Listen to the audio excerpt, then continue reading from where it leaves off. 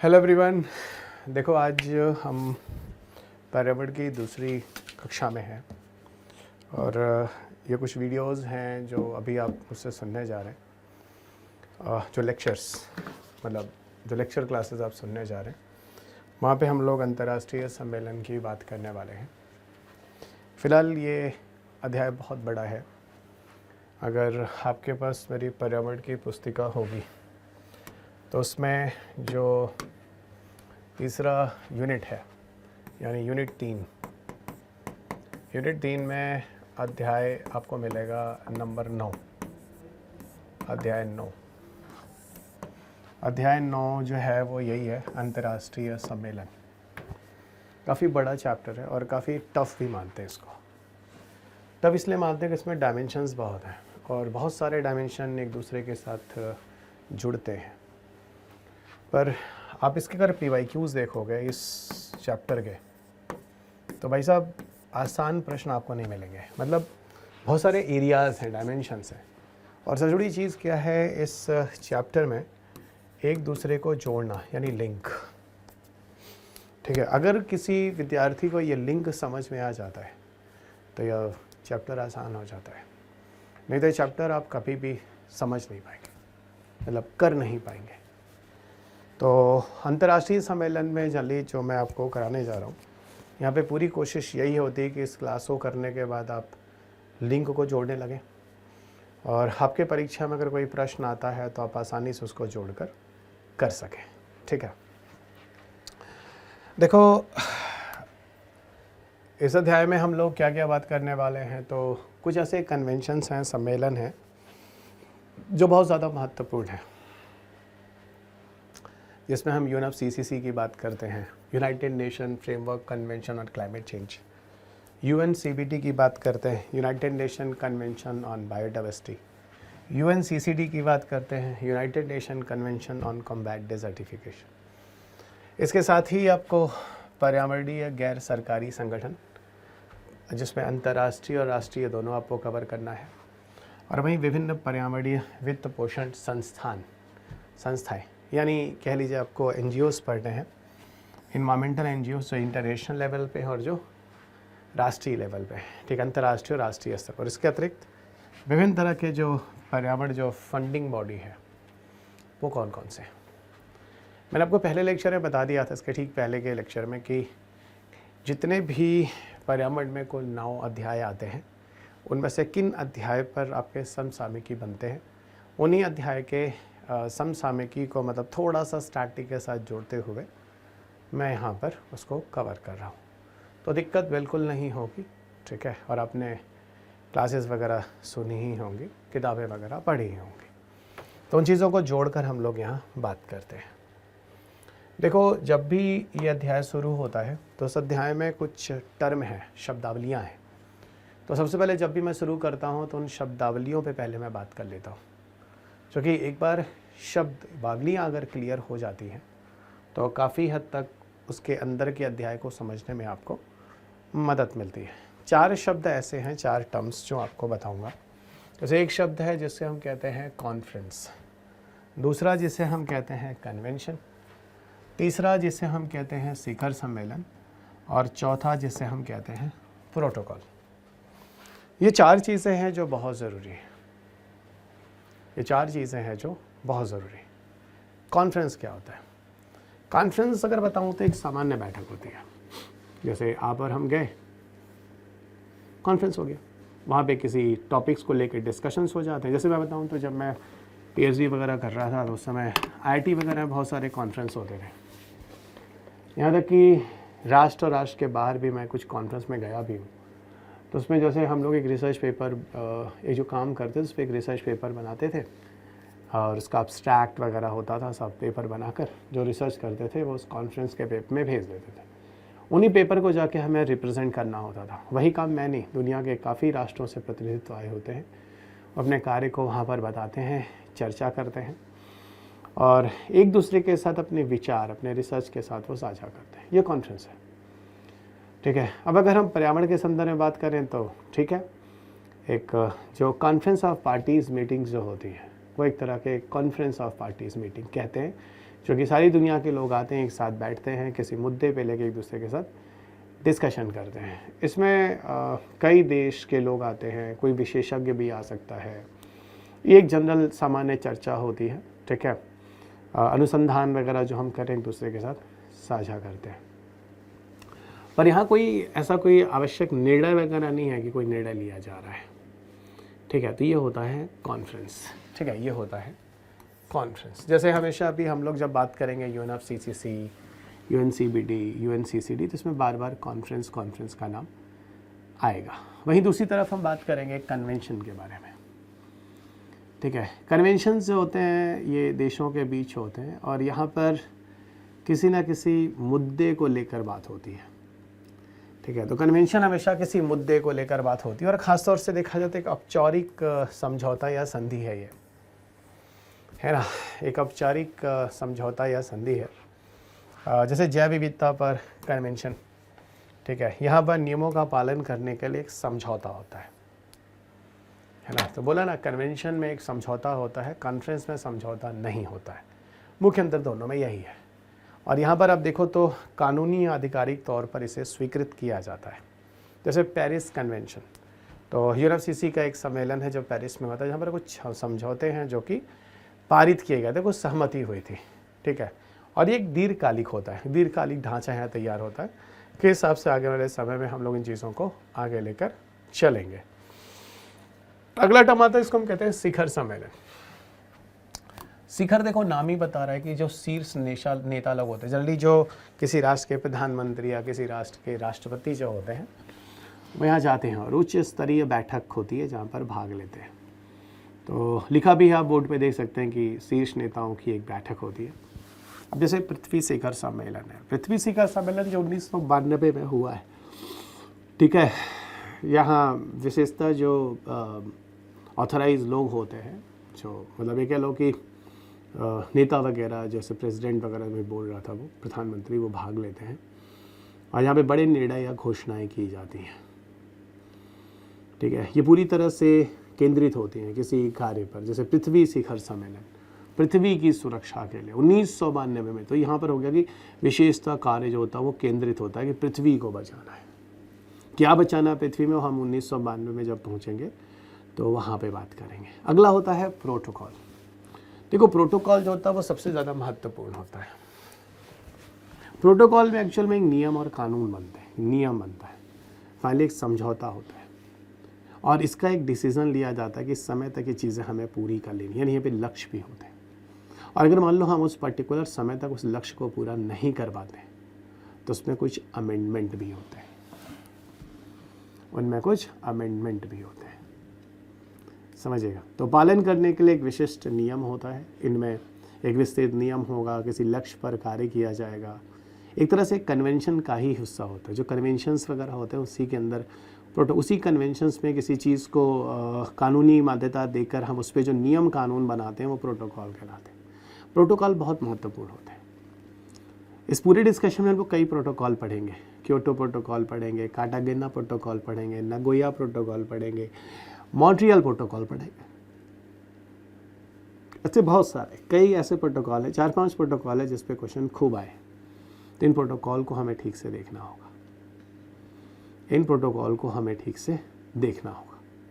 तो मेरे ख्याल से आपको चीज़ें समझ में आ गई कि ये चारों टर्म क्या होते हैं। एक बार फिर बता दूँ, प्रोटोकॉल में जो डिसीजंस, नियम कानून बनाए जाते हैं किसी समय में किसी लक्ष्य को पूरा करने, अगर मान लो वो उस समय उस लक्ष्य को हम पूरा नहीं कर पाते, तो मान लो उस समय हम उस लक्ष्य को पूरा नहीं कर पाते तो उसमें ना हम समय के साथ उसमें अमेंडमेंट भी करते हैं, उसमें हम समय के साथ कुछ अमेंडमेंट भी कर सकते हैं, ध्यान रखिएगा, ठीक है ना। उसमें हम समय के साथ कुछ अमेंडमेंट भी कर सकते हैं, ठीक है। अब अगर एक लाइन में बोलूँ तो कन्वेंशन जो होता है एक तरह का समझौता होता है, जबकि प्रोटोकॉल समझौते के तहत जो डिसीज़न लिए जाते हैं उसके लिए होते हैं। अगर हम अंतर्राष्ट्रीय स्तर पर पर्यावरण की सुरक्षा की बात करते हैं, कहानी की तरह समझिएगा पूरे विषय को, और PDF आप टेलीग्राम से जाके ले लीजिएगा, टेलीग्राम पे PDF है, ओके। तो स्टॉकहोम जो घोषणा होती है, यहीं से कहानी शुरू होगी, ये होती है 1972 में। अगर हम विश्व स्तर पर अगर हम पर्यावरण के संरक्षण की बात करें, ढंग से बात करें, तो ऑफिशियली अगर देखा जाए तो 1972 से ही सारी चीज़ें ठीक से शुरू हो रही। मैं नहीं कह रहा हूँ शुरू हो रही पहली बार, इसके पहले भी चीज़ें हुई हैं, लेकिन ठीक से शुरू हो रही हैं। और सबसे पहले बोलूँ तो यूएन इसमें इंटरेस्ट दिखाता है कि पर्यावरण की सुरक्षा के लिए हमें प्रयास करना होगा।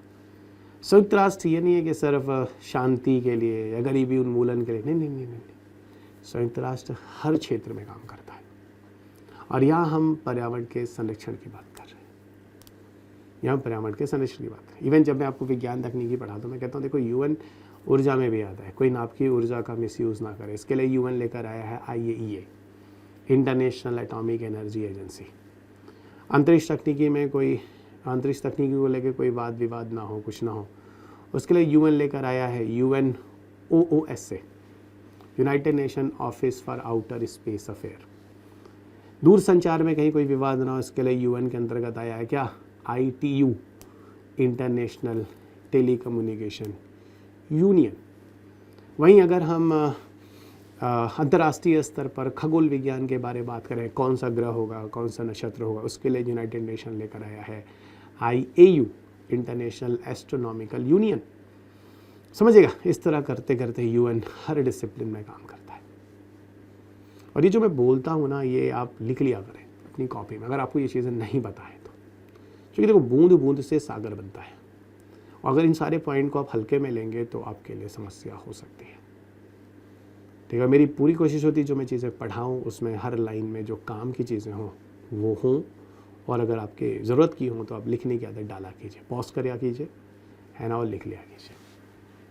तो वहीं पर हम यूएन की बात करें कि यूनाइटेड नेशन जो है वो अब ये सोचता है कि पूरी दुनिया के वातावरण को सुरक्षित करना है, संरक्षित करना है। तो 1972 में स्टॉकहोम सम्मेलन बुलाया जाता है, एक स्टॉकहोम सम्मेलन बुलाया जाता है। स्टॉकहोम में जो सम्मेलन जो बुलाया जाता है, जैसे आप यूएन स्टॉकहोम कॉन्फ्रेंस बुलाया जाता है, स्टॉकहोम में एक कॉन्फ्रेंस बुलाया जाता है जिसको हम मानव पर्यावरण पर संयुक्त राष्ट्र सम्मेलन के नाम से जानते हैं। इसे हम क्या कहते हैं, मानव पर्यावरण पर संयुक्त राष्ट्र सम्मेलन। इस मानव पर्यावरण पर जो पहला और ऑफिशियल संयुक्त राष्ट्र सम्मेलन हो रहा है 1972 में, से हम स्टॉकहोम कन्वेंशंस कह रहे हैं, कॉन्फ्रेंस कह रहे हैं। देखिए, यह होता है 5 से 16 जून 1972 को। किस डेट को होता है, 5 से 16 जून 1972 को होता है। कहाँ पर होता है, स्टॉकहोम, स्वीडन में होता है। ठीक है, ये फिर मैं कह रहा हूँ संयुक्त राष्ट्र द्वारा मानव पर्यावरण पर यह हुआ पहला सम्मेलन है, ऑफिशियल सम्मेलन। और ये 5 जून से शुरू होता है, 16 जून को समाप्त होता है। इसी सम्मेलन के साथ ही 5 जून को, इसी सम्मेलन के साथ ही 5 जून को हम लोग विश्व पर्यावरण दिवस घोषित कर देंगे। और 5 जून से अब हम लोग विश्व पर्यावरण दिवस मनाते आ रहे हैं। इस सम्मेलन के अंदर कुल 26 ऐसे सिद्धांत हैं जो दिए गए इस घोषणा को अपनाने के लिए। इन सिद्धांतों में कहीं ना कहीं पर्यावरण संरक्षण की बातों को बोला गया है। इसका उद्देश्य पूरे विश्व के जो लोग हैं उनको उनके पर्यावरण की रक्षा और सामाजिक परिस्थितियों के सुधार के लिए प्रेरित और मार्गदर्शन करना है। तो इसमें एक 5 जून जो है वो वर्ल्ड एनवायरनमेंट डे यानी विश्व पर्यावरण दिवस जो घोषित किया गया, ये आप ठीक से ध्यान देंगे, आराम से चलेंगे इस अध्याय को लेकर। इसमें कुछ टेक्निकल पार्ट्स भी हैं। अब यहीं पर बात करेंगे भारत की भूमिका। देखो, ये जो स्टॉकहोम कॉन्फ्रेंस होता है, ठीक है, इवन उस समय की जो प्रधानमंत्री इंदिरा गांधी जी होती हैं, उस सम्मेलन में भाग भी लेती हैं, उस सम्मेलन में भाग भी लेती हैं। और प्रसिद्ध कथन उनका दिया हुआ है कि गरीबी सबसे बड़ा प्रदूषक है, गरीबी सबसे बड़ा प्रदूषक है। अगर आप गरीब हैं तो समझ लीजिए आप प्रदूषण उत्पन्न करेंगे। यानी अगर आपको प्रदूषण दूर करना है तो गरीबी उन्मूलन करना होगा। आप कहेंगे प्रदूषण दूर करना है तो गरीबी उन्मूलन करना होगा। हाँ, इसका एक सिंपल एग्जांपल जो मैं लेता हूँ और एक हिट उदाहरण है जो आसानी से समझ में आ जाता है। अगर आप अमीर हैं, मतलब आपके पास पैसा है, तो आप LPG सिलेंडर यूज़ करेंगे। और अगर गरीब हैं, आपके पास पैसा नहीं है, तो आप LPG को नहीं खरीद पाएंगे और आप लकड़ियाँ जलाएंगे। कहानी समझ में आ गई होगी। तो जो प्रधानमंत्री इंदिरा गांधी हैं, उन्होंने साफ साफ बोला था कि गरीबी सबसे बड़ा प्रदूषण है, और सही बोला था। तो विकासशील देशों को अगर देखा जाए तो उन्होंने बोला, साफ साफ बोला कि जैसे भारत भी एक विकासशील देश है, अगर हम विकासशील राष्ट्र सच में पर्यावरण की संरक्षण या सुरक्षा करना चाहते हैं तो हमारे देश से गरीबी दूर करो। तो विकासशील देशों की आवश्यकताओं और चुनौतियों को प्रमुख रूप से उजागर किया गया, प्रमुख रूप से उजागर किया गया।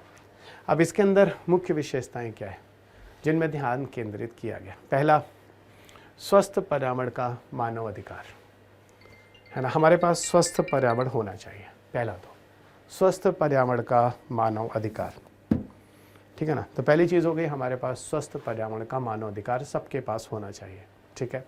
आपने देखा होगा कि हमारे फंडामेंटल राइट में भी आर्टिकल्स वगैरह को लेकर बात की गई है। वहीं दूसरी तरफ प्राकृतिक संसाधनों का संरक्षण न कि दोहन करना है। तीसरा, प्रदूषण का नियंत्रण करना है। और चौथा, सतत विकास की अवधारणा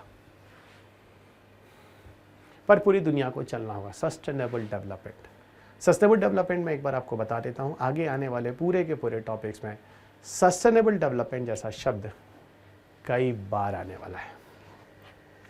सतत विकास क्या होता है? सतत विकास का अर्थ है कि हमारा विकास जो चल रहा है, इसमें आज तो हम विकसित हो रहे हैं, लेकिन आगे वाले समय को हम कोई नुकसान नहीं पहुंचा रहे हैं। ये सतत विकास को बताता है। वहीं दूसरी तरफ मतलब हमारा आज भी ठीक है और हमारा आने वाला भविष्य भी ठीक है, हमारा भी विकास हो रहा है और हम पर्यावरण को भी किसी भी तरह का नुकसान नहीं पहुंचा रहे हैं। ये जो चीज़ें होती हैं, ये सतत विकास की अवधारणा को बताती हैं, ये सतत विकास की अवधारणा को बताती हैं। तो ये रहा आपका पूरा का पूरा स्टॉकहोम, जो मैंने आपको बता दिया। स्टॉकहोम जो कॉन्फ्रेंस होता है, उसी की देन है कि उसी 1972 में जो स्टॉकहोम कॉन्फ्रेंस किया जाता है, उसी 1972 में यूनाइटेड नेशन की एक बॉडी बनाई जाती है पूरी दुनिया में इन्वायरमेंट को महत्व देने के लिए और इन्वायरमेंट के संरक्षण के लिए। तो ये कहा भी जाता है कि एक तरह से जो स्टॉकहोम कॉन्फ्रेंस था, उसका एक आउटकम है, उसके रूप में यूएनईपी जो है वो आया हुआ है। तो यूएनईपी किसका आउटकम है भाई? जो स्टॉकहोम कॉन्फ्रेंस हुआ था 1972 में, उसके बाद ही ज़रूरत दिखी और यूनाइटेड नेशन के अंतर्गत एक बॉडी बनाई गई जो पर्यावरण संरक्षण के लिए काम करेगा, जिसका नाम है यूएनईपी। अब यूएनईपी क्या है? आप किताब पढ़ जरूर लीजिएगा, मेरी आपसे राय है, ठीक है। बहुत सारी चीज़ें बीच में, कुछ चीज़ें मैं कवर नहीं कर पाऊँगा, संभव नहीं है, लेकिन आप किताब करेंगे तो आपको जो मैकग्रा हिल वाली किताब है, और जब भी लीजिए तो आप नया एडिशन लें, इसमें आपको और भी बहुत सारे सैकड़ों वीडियोज़ हैं, उसमें आपको और मज़ा आने वाला है, ठीक है। बहुत सारी चीज़ें आपको सीखने को मिलेंगी। अगर आप सच में सीखना चाहते नहीं तो शॉर्टकट पे चल रहे हैं तो चलते रहिए, जैसे चल रहा है शॉर्टकट है ना, चल लीजिए। और आप रिस्क नहीं लेना चाहते हैं तो थोड़ा ढंग से देख लीजिएगा, ठीक है। तो यूएनईपी जो है वो संयुक्त राष्ट्र पर्यावरण कार्यक्रम, यूनाइटेड नेशन एनवायरनमेंट प्रोग्राम के नाम से जानते हैं। और यह जो कार्यक्रम है ये 1972 में स्टॉकहोम सम्मेलन में रखा गया था कि इस तरह का एक बॉडी बनानी चाहिए पर्यावरण के संरक्षण के लिए। इसका जो मुख्यालय है वो नैरोबी है, यानी केन्या में है। अगर हम यूएनईपी के कार्य के बारे में बात करें, अगर हम यूएनईपी के कार्य के बारे में बात करें तो संयुक्त राष्ट्र प्रणाली के भीतर यह पर्यावरणीय गतिविधियों का समन्वय करता है। ओके, पर्यावरणीय गतिविधियों का समन्वय बनाता है, पहला। दूसरा, देशों को पर्यावरणीय नीतियों और सतत विकास के उपाय लागू करने में सहायता करता है पूरी दुनिया में, है ना। तीसरा, पर्यावरण संबंधी मुद्दों तथा वैश्विक सहयोग को बढ़ावा देता है। साफ साफ कहता है कि देखो सबको अगर पर्यावरण की सुरक्षा करनी है तो पूरी दुनिया को मिलजुल काम करना पड़ेगा। क्यों? पूरी दुनिया का वातावरण एक है। अगर हमारे भारत में मान लो हम अगर अपनी किताबों में लिखते हैं कि CO2 की मात्रा 0.03% है, तो अमेरिकन भी लिखते हैं हमारे यहाँ भी 0.03% है। आप समझ होंगे मैं कहना क्या चाह रहा हूँ। तो दोनों ही जगह पे समान लिखा, ऐसा नहीं है कि एक कंट्री में ज़्यादा है, कंट्री में कम। इसका मतलब अगर कोई भी कंट्री प्रदूषण करती है तो दुनिया के सारे राष्ट्रों को उसका असर पड़ेगा, इसलिए सबको मिलजुल कर प्रयास करना होगा, ठीक है। यूएनईपी द्वारा बहुत सारे ऐसे सम्मेलन हैं जिनको हेल्प मतलब समर्थित कर सकते हैं, समर्थित प्रमुख सम्मेलन। क्यों ये ज़रूरी होता है? क्योंकि यूएनईपी तो सबका माई बाप हो गया। जितने भी सम्मेलन हो रहे हैं वो सम्मेलन लगातार होते रहे, ताकि ये सम्मेलनों में लोग आते रहें, एक दूसरे के साथ डिस्कशन होते रहें, नई नीतियाँ बनती रहें, जिससे आगे चलकर पर्यावरण को सुरक्षित रखने का प्रयास किया जाए। यहाँ तक कि अगर कभी फंडिंग की आवश्यकता होती है तो यूएनईपी से कहीं ना कहीं थोड़ी बहुत फंडिंग भी जाती है। मैं आपको फंडिंग बॉडी भी बताऊँगा, ऐसे कौन किस फंडिंग बॉडी है जो पूरी दुनिया में स्थापित किए गए हैं, खास तौर से पर्यावरण के संरक्षण या सुरक्षा के लिए। अब ऐसे कौन कौन से कन्वेंशंस हैं जिसके लिए यूएनईपी जिनका समर्थन करता है? बहुत सारे, करीब सारे ही हैं। और सिर्फ कन्वेंशन ही नहीं, यहाँ तक कि जो एनजीओज़ होते हैं और जो सिविल सोसाइटी होती है उनको भी यूएनईपी से हेल्प मिलती है। अब ये कौन कौन सी ऐसी कन्वेंशंस हैं या जो चीज़ें हैं जिनको यूएनईपी से हेल्प मिल रहा है, उनमें आप साइट देख सकते हैं, है ना। साइट जिसको आप जंगली जीव जंतु और वनस्पतियों के लुप्तप्राय प्रजातियों के अंतर्राष्ट्रीय व्यापार पे सम्मेलन, CMS जिसको आप कंजर्वेशन ऑफ माइग्रेटरी स्पीसीज़ कहते हैं, जिसे बॉन कन्वेंशन के नाम से भी जाना जाता है। इसके अलावा और भी कन्वेंशन है, जैसे वियना कन्वेंशन है, मॉन्ट्रियल प्रोटोकॉल है, बेसल या बसल कन्वेंशन है ना। ये सारे के सारे अलग अलग कन्वेंशन हैं जो आपको आगे सुनने में मिलेंगे। सब पर ही प्रश्न आपके पेपर में पूछा गया है, सब पर ही प्रश्न पूछा गया है। ओके, सब पर ही प्रश्न पूछा गया। और एक बात मैं और बता दूं कि यूएनईपी हमेशा इन संधियों को सीधे नियंत्रित नहीं करता, बल्कि इनके समन्वय और समर्थन में महत्वपूर्ण भूमिका निभाता है। नियंत्रण तो ये लोग अपने तरीके से करेंगे, अपनी बॉडी से, अपने जिनके मेंबर होते हैं उसकी मदद से, लेकिन इन सबका समर्थन जरूर करता है कि भाई तुम लोग करते रहो, होना ज़रूरी है। ठीक है, अब हम आते हैं साझेदारियों पर। अब हम बात करते हैं साझेदारियों पर। यूएनईपी निम्न के साथ कार्य करता है: संयुक्त राष्ट्र एजेंसियों के साथ, अंतर्राष्ट्रीय संगठन के साथ, गैर सरकारी एनजीओज मतलब संगठन के साथ, निजी क्षेत्र के साथ, प्राइवेट सेक्टर और सिविल सोसाइटी। वो सारे ही सारे जो पर्यावरण के संरक्षण के लिए काम करते हैं, यूएनईपी सबके साथ काम करेगा। तो यूएनईपी का काम ही यही है, पर्यावरण का संरक्षण। एक एनजीओ तक अगर वो इन्वायरमेंट के संरक्षण के लिए काम कर रहा है तो वहाँ भी यूएनईपी का सपोर्ट मिलेगा। यही मैं आपसे कहना चाह रहा हूँ। अगर हम परियोजनाएं की बात करें, परियोजनाएं एवं वित्त की बात करें, तो यूएनईपी विश्व भर में पर्यावरण से संबंधित परियोजनाओं को समर्थन लागू करने में सहायता देता है। और एक बात और बता दूं, यह तकनीकी सहायता, क्षमता निर्माण यानी कैपेसिटी बिल्डिंग और सीमित वित्तीय सहायता भी प्रदान करता है। यह विश्व बैंक जैसी बड़ी वित्तीय संस्था वैसे नहीं है, लेकिन हाँ, थोड़ी बहुत वित्तीय सहायता, मैंने आपको शुरुआत में कहा था, देता है। थोड़ी बहुत आपको वित्तीय सहायता देता है। ठीक है, अब अगर हम यूएनईपी की कुछ महत्वपूर्ण कार्यों को देखें, यूएनईपी के अगर हम कुछ महत्वपूर्ण कार्यों को देखें, तो सबसे पहला तो मैं आपको दिखाऊंगा आईपीसीसी, जो इसका गठन किया गया, जो हम लोग आगे पढ़ेंगे, जिसको हम कहते हैं intergovernmental panel on climate change. ये IPCC, intergovernmental panel on climate change, जिसकी स्थापना हुई है, उसके पीछे यूएनईपी है। लेकिन सिर्फ यूएनईपी नहीं है, यूएनईपी के साथ वर्ल्ड मेट्रोलॉजिकल ऑर्गेनाइजेशन, विश्व मौसम संस्थान भी है, जो आप यहाँ देख सकते हैं। ठीक है, तो विश्व मौसम संगठन WMO, वर्ल्ड मेट्रोलॉजिकल ऑर्गेनाइजेशन तथा यूएनईपी, इन दोनों ने मिलकर 1988 में आईपीसीसी लाया है। इसका मतलब आईपीसीसी को लाने के पीछे यूएनईपी है। और यूएनईपी के साथ एक और संस्था जिसका नाम है वर्ल्ड मेट्रोलॉजिकल ऑर्गेनाइजेशन। फिर मैं कहूँगा आईपीसीसी हम लोग आगे डिटेल में बात करने वाले, अभी के लिए इतना ही। लेकिन एक बात जरूर बता दूं, आईपीसीसी का काम क्या है, एक दो लाइन में सुन लीजिए। पूरी दुनिया से एक रिपोर्ट डेटा लेकर एक रिपोर्ट तैयार करता है, और उस डेटा को लेकर जो रिपोर्ट तैयार करता है उसके आधार पर यह बताने की कोशिश करता है, उसके आधार पर यह बताने की कोशिश करता है कि पूरी दुनिया से हरित गृह गैस जो निकल रही है उससे आगे आने वाले समय में किस रूप में पर्यावरण प्रदूषण होगा, तापमान किस तरीके से बढ़ेगा, किस आधार पे कितना बढ़ने जा रहा है, सच में हम उसको कंट्रोल कर पा रहे हैं, जो अंतर्राष्ट्रीय संधियों में, अंतर्राष्ट्रीय सम्मेलनों में जो चर्चा हो रही है, या हम उसे पूरा नहीं कर पा रहे हैं, उस टारगेट से हम पीछे रह जा रहे हैं। इन सारी चीज़ों का अध्ययन जो होता है आईपीसीसी करता है। आईपीसीसी कभी कोई अनुसंधान नहीं करता, आईपीसीसी एक रिपोर्टिंग करता है। इनके अपने वर्किंग ग्रुप होते हैं, 3 वर्किंग ग्रुप से होकर आईपीसीसी अपने रिपोर्ट की स्टडी करता है, जिस डेटा वो पूरी दुनिया से लेकर आता है, और कुछ कुछ समय के इंटरवल के बाद वो अपने असेसमेंट रिपोर्ट देता है, AR1, AR2, AR5, ऐसे AR6 करते करते। अभी जो हाल की रिपोर्ट है वो AR6 है, जिस पर कार्य चल रहा है। AR6 पब्लिश हो चुके हैं 2023 में। फिर मैं बताता हूँ आईपीसीसी के बारे में हम चर्चा आगे करेंगे, लेकिन अभी के लिए इतना कि आईपीसीसी के पीछे जो है वो कौन है, यूनाइटेड नेशन एनवायरनमेंट प्रोग्राम है। आगे बढ़ते हैं। इसके अलावा यूएनईपी का अगला जो काम है तो वही लिखा, आईपीसीसी जलवायु परिवर्तन पर वैज्ञानिक आकलन प्रदान करता है, नीति निर्माण नहीं करता। यूएनईपी की कुछ और भी पहले हैं जिनमें यूएनईपी कुछ पुरस्कार भी देता है। यूएनईपी द्वारा कुछ पुरस्कार भी मिले, पैसा नहीं पुरस्कार, ये थोड़ा तरीका बदल गया था, गलत था तरीका, ये पैसा लगता है पुरस्कार। और यहाँ जानते हो यूएनईपी ने एक बहुत पुराना एक पुरस्कार है जैसे ग्लोबल 500 अवार्ड के नाम से जानते हैं, ये पहले दिया करता था।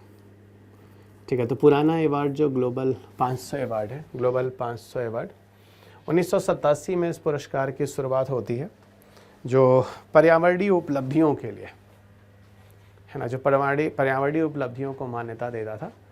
ठीक है, अब ये बंद हो चुका है। और सही बताऊं तो कहीं कहीं ये भी लिखा गया कि ग्लोबल 500 अवार्ड का जो सक्सेसर है, जो अगली पीढ़ी का अवार्ड है, वो champions of the Earth award है। ग्लोबल 500 का जो सक्सेसर है वो एक्चुअल में champions of the Earth award है। और जो champions of the Earth award है वो यूएनईपी का आज के हिसाब से अगर देखें तो ये सर्वोच्च पर्यावरण सम्मान के नाम से इसको जाना जाता है। ठीक है, तो यूएनईपी द्वारा दिया जाने वाला, तो ये अपने आप यूएनईपी यूएन की सबसे बड़ी संस्था है जो पर्यावरण के संरक्षण के लिए कार्य करती है। तो डेफिनेटली तो champions of the Earth award है वो सबसे बड़ा ही पुरस्कार होगा, इसमें किसी को कोई डाउट नहीं होना चाहिए। पहले जानते हो ये 6 डिसिप्लिन में दिया जाता था, 6 हिस्सों में, 6 कार्यों अलग अलग कार्यों के लिए होता था। अब इसको घटाकर सिर्फ 4 दे दिया गया है। तो जो champions of the Earth award पहले 6 था, अब बेटा वो 4 हो गया, 4। ठीक है, चलते चलेगा, कहानी की तरह समझते चलेगा, चीज़ों को बहुत बारीकी के साथ बेहतरीन तरीके से आपको बता रहा हूँ। और इसमें मेरे पीछे 2 दशकों की मेहनत है, ठीक है, जो आपको शायद दिखेगी भी। अब इन चीज़ों को, एक चीज़ तो ज़रूर है जो फ़ायदा होने वाला है, इन तरीकों, इन चीज़ों को जो मैंने बहुत ही क्रमबद्ध तरीके से कर दिया है, अब आने वाले लोगों के लिए अच्छा रहेगा, चाहे वो विद्यार्थी हों चाहे वो अध्यापक हों, लेकिन ये सबके लिए बेहतर होगा। ठीक है, चलिए अब यहाँ पर कुछ चीज़ों और बात करते हैं। ये जो है वो ग्रीन जीडीपी की बात करता है। किसके बारे में बात करता है? ग्रीन जीडीपी की बात करता है। यहाँ पे हरित जीडीपी लिखा हुआ है। मतलब यूएनईपी कहता है कि दुनिया में ग्रीन जीडीपी का भी निरीक्षण होना चाहिए। मतलब जीडीपी और जीडीपी के साथ प्लस या माइनस पर्यावरणीय लागत। जैसे अगर हम जो पर्यावरण में होने वाले नुकसान हैं या पर्यावरण में जो होने वाले फ़ायदे हैं उनको प्लस या माइनस अपने जीडीपी के साथ करें, उसी को हम ग्रीन जीडीपी कहते हैं। उन्हीं को जो हम प्लस और माइनस करेंगे उन्हीं को हम क्या बोलेंगे? उन्हीं को हम ग्रीन जीडीपी कहते हैं। जैसे मान लो 1 पेड़ इज इक्वल टू कुछ अमाउंट ऑफ रुपया, मतलब जस्ट मैं क्रिएट कर रहा हूँ। तो कहने का मतलब जो पर्यावरण में, सॉरी, जो आप इकोनॉमी में, अर्थव्यवस्था में जो आप ग्रीन जीडीपी को मेज़र करते हैं वो असल में जो है वो यूएनईपी का ही लाया हुआ है। वही बात मैं आपसे कह रहा हूँ। तो यूएनईपी ने ही ग्रीन जीडीपी जैसी चीज़ों के बारे में बताया कि भाई हम लोग को थोड़ा जीडीपी वगैरह में इकोनॉमी वगैरह की चीज़ों को जोड़ना चाहिए। ठीक है, इकोनॉमी वगैरह की चीज़ों को जोड़ना चाहिए, ये चीज़ है जो यहाँ पर आती है। ठीक है, अब यहीं पर कुछ चीज़ें और ज़रा हम कर लेते हैं। जैसे कि यह आर्थिक विकास को इस प्रकार समायोजित करता है। जैसे ग्रीन जीडीपी को डिफ़ाइन किया गया कि किस तरीके से आर्थिक विकास को ये करता है। तो पर्यावरणीय क्षरण, इन्वायरमेंटल डिग्रेडेशन को देखता है, जैव विविधता में किस तरह की हानि हो रही इसको देखता है, प्रदूषण में क्या लागत है उसको देखता है, संसाधनों का किस तरह का क्षय हो रहा है, इन चीज़ों को हम इसकी इकोनॉमिकल वैल्यू निकालते हैं। इन सब की भी इकोनॉमिकल वैल्यू निकालते हैं और उस इकोनॉमिकल वैल्यू के आधार पर, उस इकोनॉमिकल वैल्यू के आधार पर ही हम इन चीज़ों की स्टडी करते हैं, है ना। इसी आधार पर हम इन चीज़ों की स्टडी करते हैं। ठीक है, अब देखो वहीं पर मैं बात कर रहा था कि चैम्पियंस ऑफ द अर्थ पुरस्कार, चैम्पियंस ऑफ द अर्थ पुरस्कार जो है वो 2005 से शुरू किया गया। मैंने भी बोला कि इसके पहले जो पूर्ववर्ती जो पुरस्कार था वो ग्लोबल 500 पुरस्कार था, और ग्लोबल 500 पुरस्कार का ही जो आवर्धित है वो है champions of the Earth award, वो है champions of the Earth award. ठीक है, champions of the Earth award. कहानी समझिएगा, champions of the Earth award की शुरुआत होती है 2005 में, लिखा होगा 2005 में इसकी शुरुआत होती है, और ये पर्यावरण का सर्वोच्च पुरस्कार आप मान सकते हैं जो यूएनईपी द्वारा शुरू किया गया है। यह किसी व्यक्ति को दिया जा सकता है, किसी संगठन को दिया जा सकता है, किसी एनजीओ को दिया जा सकता है, किसी सिविल सोसाइटी आदि को भी दिया जा सकता है जो उत्कृष्ट कार्यों के लिए होगा, पर्यावरण के संरक्षण से जुड़े उत्कृष्ट कार्यों के लिए होगा, यह पुरस्कार दिया जाएगा।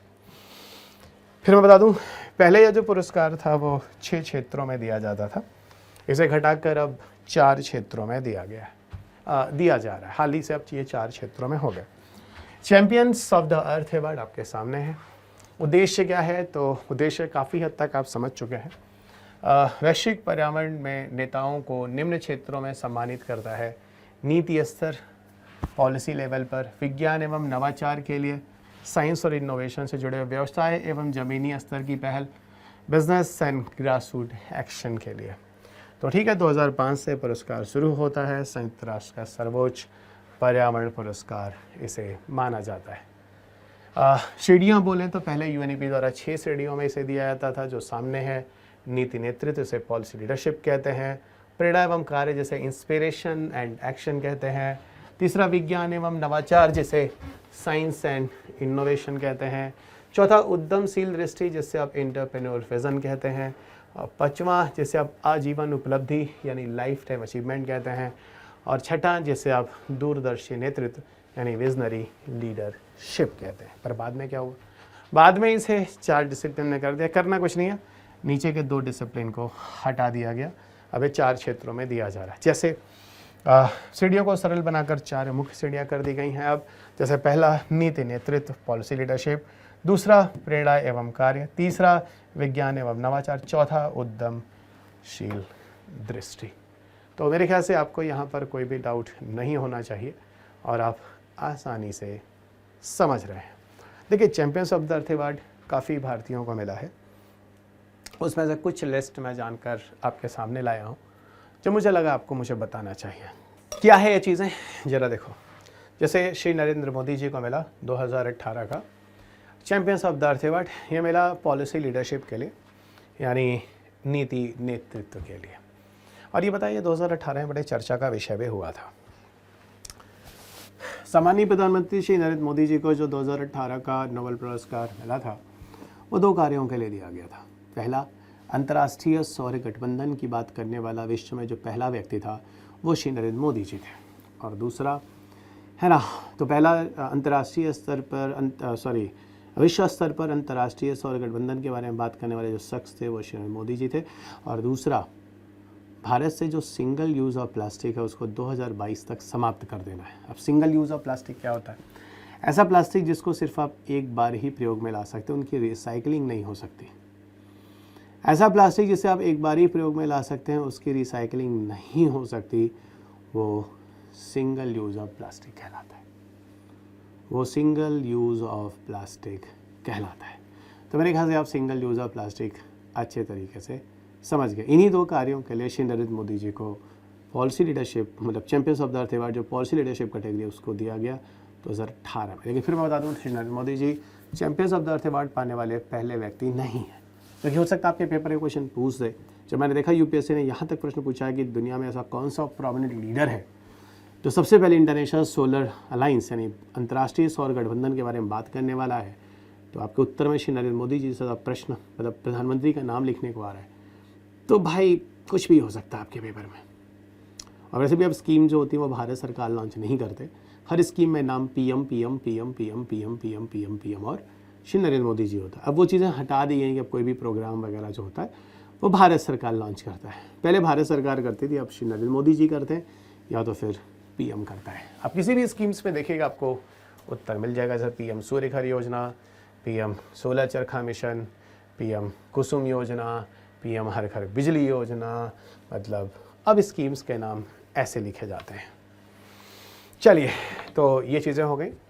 इसके अलावा और भी दिया गया, जैसे अफरोज शाह को भी दिया गया 2016 में, इनको प्रेरणा एवं कार्य के लिए दिया गया। पूर्णिमा देवी बर्मन को 2022 में दिया गया, जो कि उद्यमशीलता के लिए दिया गया। माधव गाडगिल को 2024 में दिया गया, आजीवन उपलब्धि के लिए दिया गया। सुप्रिया साहू 2025 में दिया गया, खास तौर से प्रेरणा एवं कार्य के लिए दिया गया। ये जो आपके सामने है सारे के सारे। इसके अलावा आपको बताओ एक और शख्स है जिनका नाम मुझे अभी याद आ रहा है, तुलसी आर तांती को।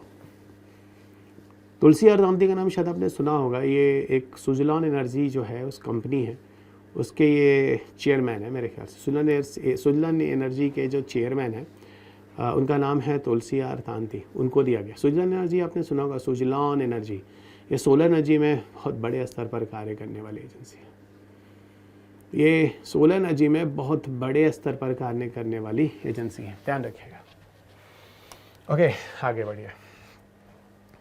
आगे हम बात करेंगे विश्व पर्यावरण एवं विकास आयोग WCED का, जिसे हम कहते हैं world commission on environment and development.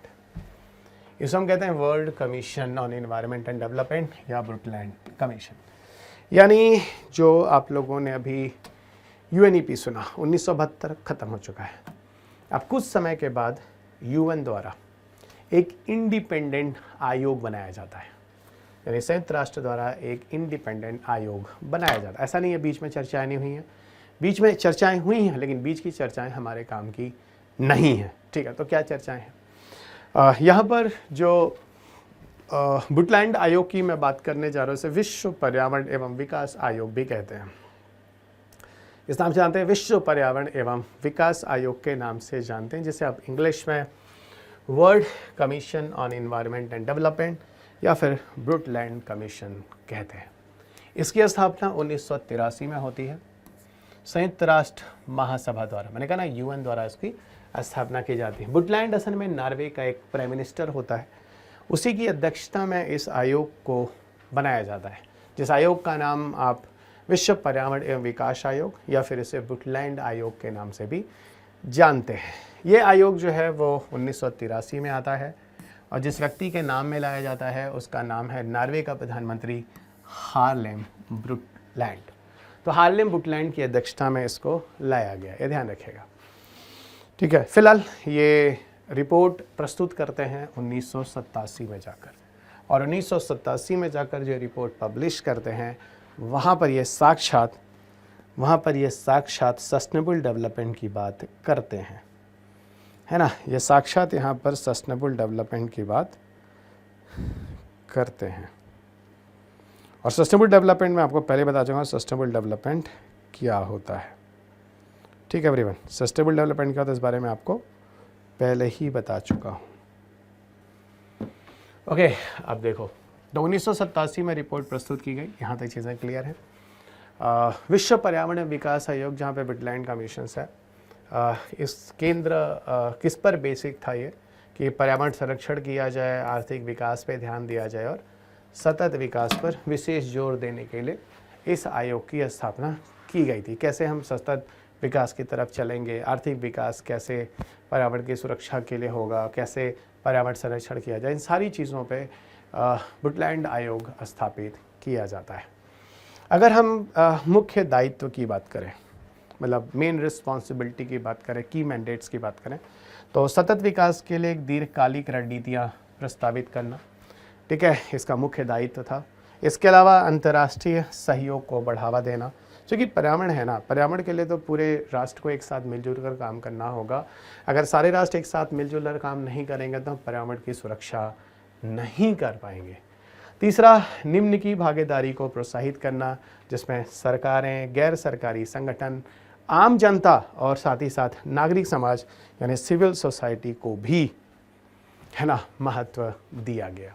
ठीक है, सबको प्रोत्साहित किया गया, क्योंकि देखो पर्यावरण की सुरक्षा सिर्फ सरकारी द्वारा ही नहीं, कोई इंडिविजुअल भी हो सकता है, कोई NGO भी हो सकता है, केवल सिविल सोसाइटी भी हो सकती है ना, किसी देश का प्रधानमंत्री हो सकता है। No single use of plastic जैसी चीज़ें, मैं अभी नरेंद्र मोदी जी के बारे में बात कर रहा था, इन सारी चीज़ों के लिए होना चाहिए।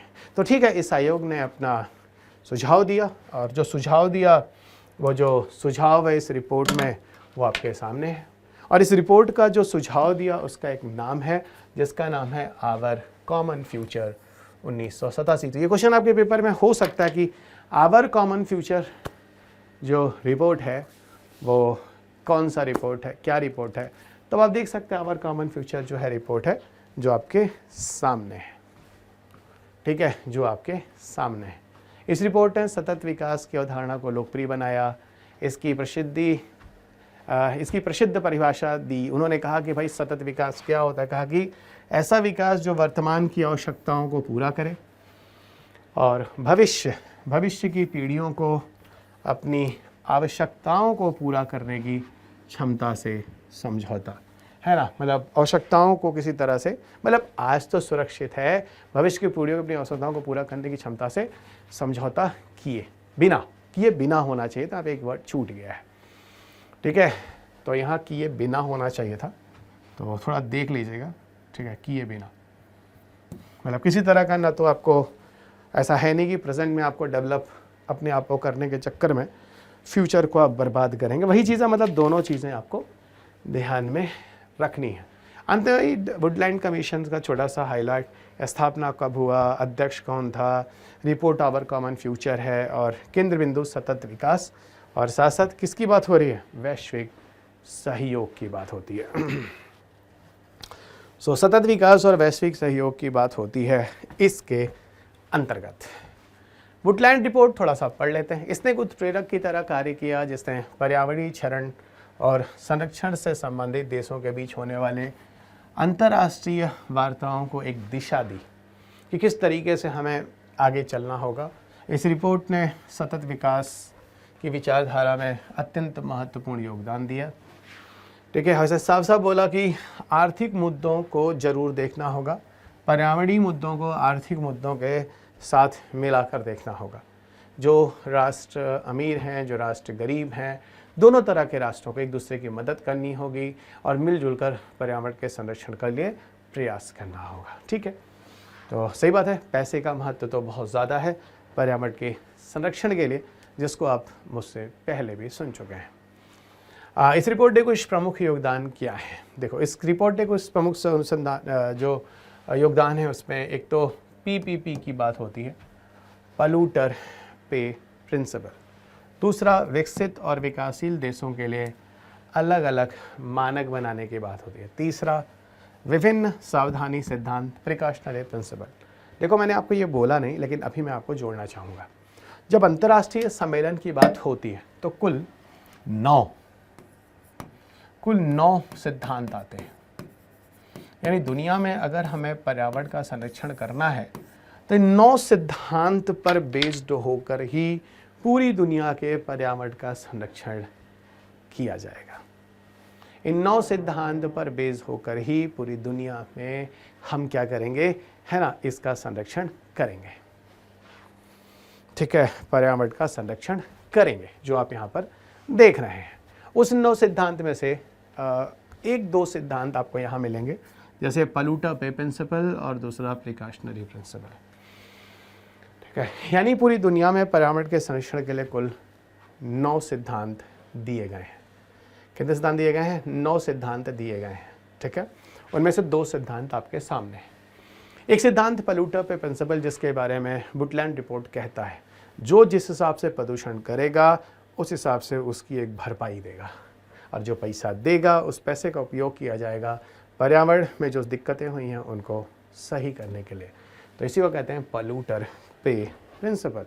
तो जो पोल्यूशन करेगा उस हिसाब से उसका एक हर्जाना समझ जाओ, उसको आप पॉल्यूटर पे प्रिंसिपल कह सकते हैं। विकसित और विकासशील देशों के लिए अलग अलग मानक तैयार किए जाएंगे, क्योंकि विकसित और विकासशील, देखो आपको मैं एक बात बताऊं, जैसे अगर ये पूछा जाए कि आज के संदर्भ में सबसे ज़्यादा हरित गृह गैस निकालने वाले राष्ट्र कौन है, आप फट से बोलोगे सर विकसित राष्ट्र, सॉरी विकासशील राष्ट्र। नहीं पता तो मैं बता दूं विकासशील राष्ट्र। तो चाइना, भारत जैसे राष्ट्र सबसे ज़्यादा ग्रीन हाउस गैस एमिशन बिल्कुल ये कर रहे हैं। लेकिन यहीं पर आपको एक चीज़ और क्लियर कर दूँ, लेकिन इस दुनिया को बर्बाद सबसे पहले विकसित ने किया है। पता है इस पृथ्वी पर, इस वातावरण में जो समस्या उत्पन्न हुई है, पूरा जो वातावरण बर्बाद हुआ है, ये विकसित राष्ट्रों का किया हुआ है। किसका किया हुआ है? विकसित राष्ट्रों का किया धरा है। फिर से बता देता हूँ, विकसित राष्ट्रों का किया धरा है। इन्होंने ही सब कुछ बर्बाद किया है। इंडस्ट्रियलाइजेशन किसने किया? औद्योगिक इकाइयों का विकास 1750 के बाद से शुरू हुआ है। किसने किया है? वही राष्ट्र जो आज विकसित राष्ट्र है। तो शुरुआत में उन्होंने अपनी आर्थिक व्यवस्था को और मजबूत और सुदृढ़ करने के चक्कर में अच्छा खासा वातावरणीय प्रदूषण कर डाला है। ठीक है, आज इनके पास पैसा है, इनके पास तकनीकी है, ठीक है, आज ये उस स्तर से नहीं कर रहे हैं जिस स्तर पे इन्होंने पूरी दुनिया को बर्बाद किया पहले। आज ठीक है, आज ये काम विकासशील राष्ट्र कर रहे हैं, लेकिन आज तुम्हारे पास पैसा है, तुमने पीछे पर्यावरण को सबसे ज़्यादा बर्बाद तुम ही ने किया है, जिसको आज सही करने की कोशिश करनी है, तो आपकी जिम्मेदारी ज़्यादा होती है। आपकी जिम्मेदारी ज़्यादा, क्योंकि आपके पास पैसे हैं, आपके पास तकनीकियाँ हैं, ये पैसा और तकनीकी आपको देना होगा। फिलहाल वो आगे हम बात करेंगे। अभी के लिए प्रदूषक भुगतान सिद्धांत जो है, जिसको हम पॉल्यूटर पे प्रिंसिपल कहते हैं, पॉल्यूटर पे प्रिंसिपल प्रदूषक भुगतान सिद्धांत यही कि जो जिस हिसाब से प्रदूषण करेगा उस हिसाब से उसकी एक भरपाई देगा उस हिसाब से उसकी एक भरपाई देगा। ठीक है, दूसरा अगला कह रहा है कि विकास, तो वही कह रहे हैं विकास, विकसित और विकासशील देशों के लिए अलग अलग मानक होंगे। तीसरा कह रहा है कि भाई विभिन्न सावधानी सिद्धांत, हमें विभिन्न तरह की सावधानियां अपनानी होंगी और मिलजुल कर पर्यावरण के संरक्षण के लिए प्रयास करना होगा। ठीक है, अब मुख्य बिंदु थोड़ा सा पढ़ लेते हैं, कुछ हाइलाइट्स वगैरह मैं दे देता हूँ कि ठीक है, मुख्य बिंदु है कि वैश्विक पर्यावरणीय वार्ताओं के लिए एक उत्प्रेरक का कार्य करा है, किसने? Woodland report. दूसरा, ठीक है, सतत विकास की परिभाषा दी, उसे बढ़ावा मिला। तीसरा, पर्यावरण को आर्थिक विकास के साथ जोड़ा। चौथा, प्रमुख सिद्धांतों को बढ़ावा दिया, जिसमें प्रदूषक सिद्धांत और ये सारी चीज़ें जो ऊपर लिखी गई हैं, जो आपको दिखती हैं। चलो भाई आगे बढ़ते हैं। अब देखो, अभी हम लोगों ने एक चीज़ पढ़ी जिसका नाम था स्टॉकहोम सम्मेलन 1972। उसके बाद हम लोगों ने पढ़ा विश्व पर्यावरण एवं विकास आयोग, वही वुडलैंड कमीशंस, है ना। क्या पढ़ा? इसी को हम लोगों ने क्या बोला? वुडलैंड कमीशन, उसको पढ़ा। ठीक है, और इन दोनों के बाद अब हम आगे की तरफ जा रहे हैं। कहाँ? यहाँ की तरफ, जिसको हम कहते हैं पृथ्वी सम्मेलन, यानी रियो अर्थ समिट 1992। क्रम में चलिएगा, क्रम में चलिएगा, तोड़िएगा नहीं। तो 1972 ये आ गया स्टॉकहोम। यहाँ आ गए हम 1983, 1987 वुडलैंड रिपोर्ट, और इसके बाद हम आते हैं पृथ्वी शिखर सम्मेलन 1992। इन तीनों ही चीज़ों को बहुत ही सार में, बहुत ही सिंपल तरीके से मतलब लिखा गया है, जो आप स्क्रीन पे देख सकते हैं। जैसे स्टॉकहोम सम्मेलन 1972, क्या है स्टॉकहोम सम्मेलन 1972? वैश्विक पर्यावरणीय जागरूकता की शुरुआत का बिंदु। ठीक है, विश्व स्तर पर पर्यावरणीय जागरूकता 1972 से आई, मैं मान सकता हूँ। और मैंने आपको पहले ही बोला था, यहीं से चीज़ें अंतर्राष्ट्रीय स्तर पर एक पहली शुरुआत देखी गई है। पर्यावरण पर पहला प्रमुख संयुक्त राष्ट्र सम्मेलन यही था, और जिसका एक थीम जो था उसका नाम था ओनली वन अर्थ, पूरी पृथ्वी एक है, मिलजुल कर बचाइए, नहीं तो कुछ नहीं बचेगा। मुख्य परिणाम ये हुआ कि इसी आधार पर चलकर UNEP लाया गया, यूनाइटेड नेशन एनवायरनमेंट प्रोग्राम लाया गया, और पर्यावरण को एक वैश्विक मुद्दे के रूप में देखा जाना शुरू हुआ।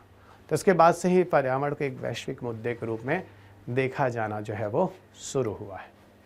पर्यावरण संरक्षण की शुरुआत वैश्विक स्तर पर होनी चाहिए।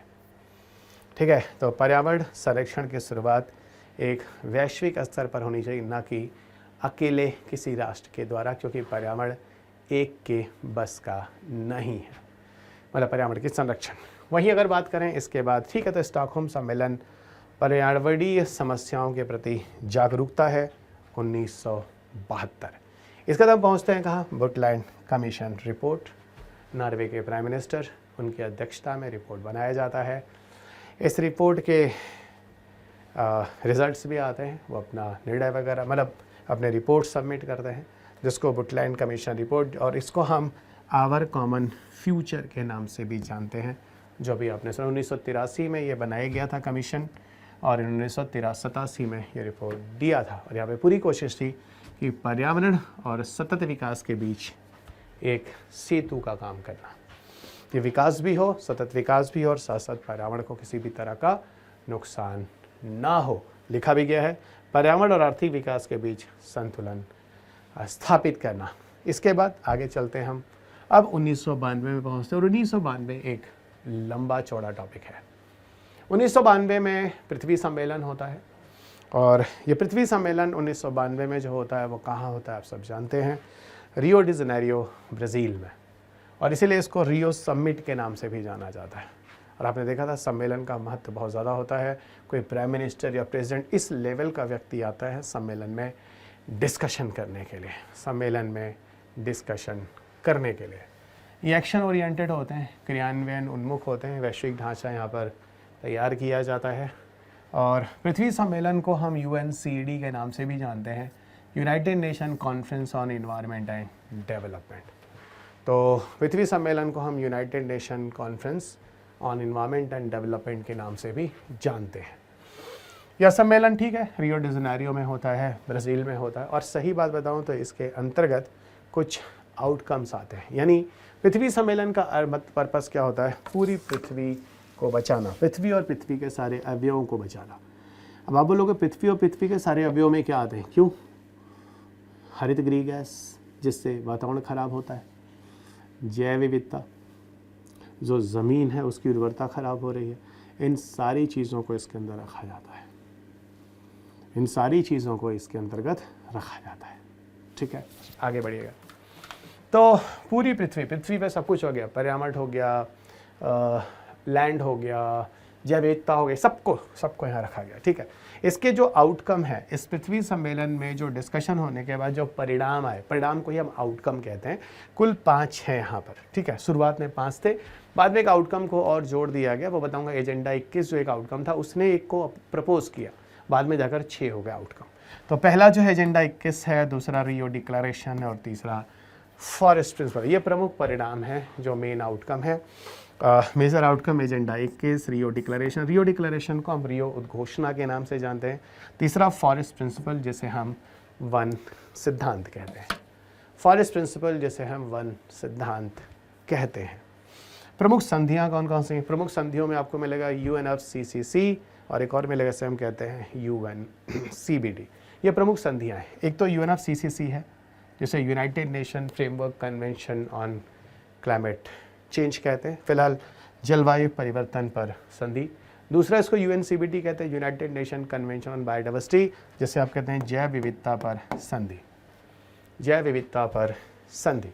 इसका जो मुख्य फोकस होता है किसका, पृथ्वी सम्मेलन का, यह मुख्य फोकस होता है सतत विकास के क्रियान्वयन पर जोर देता है, सतत विकास की तरफ चलना चाहिए। और यहीं पे एक बात बता दो, आपके पेपर एक बार प्रश्न पूछा था कि जो सतत विकास की बात होती है वो एक क्लब ऑफ रोम के अंतर्गत होती है।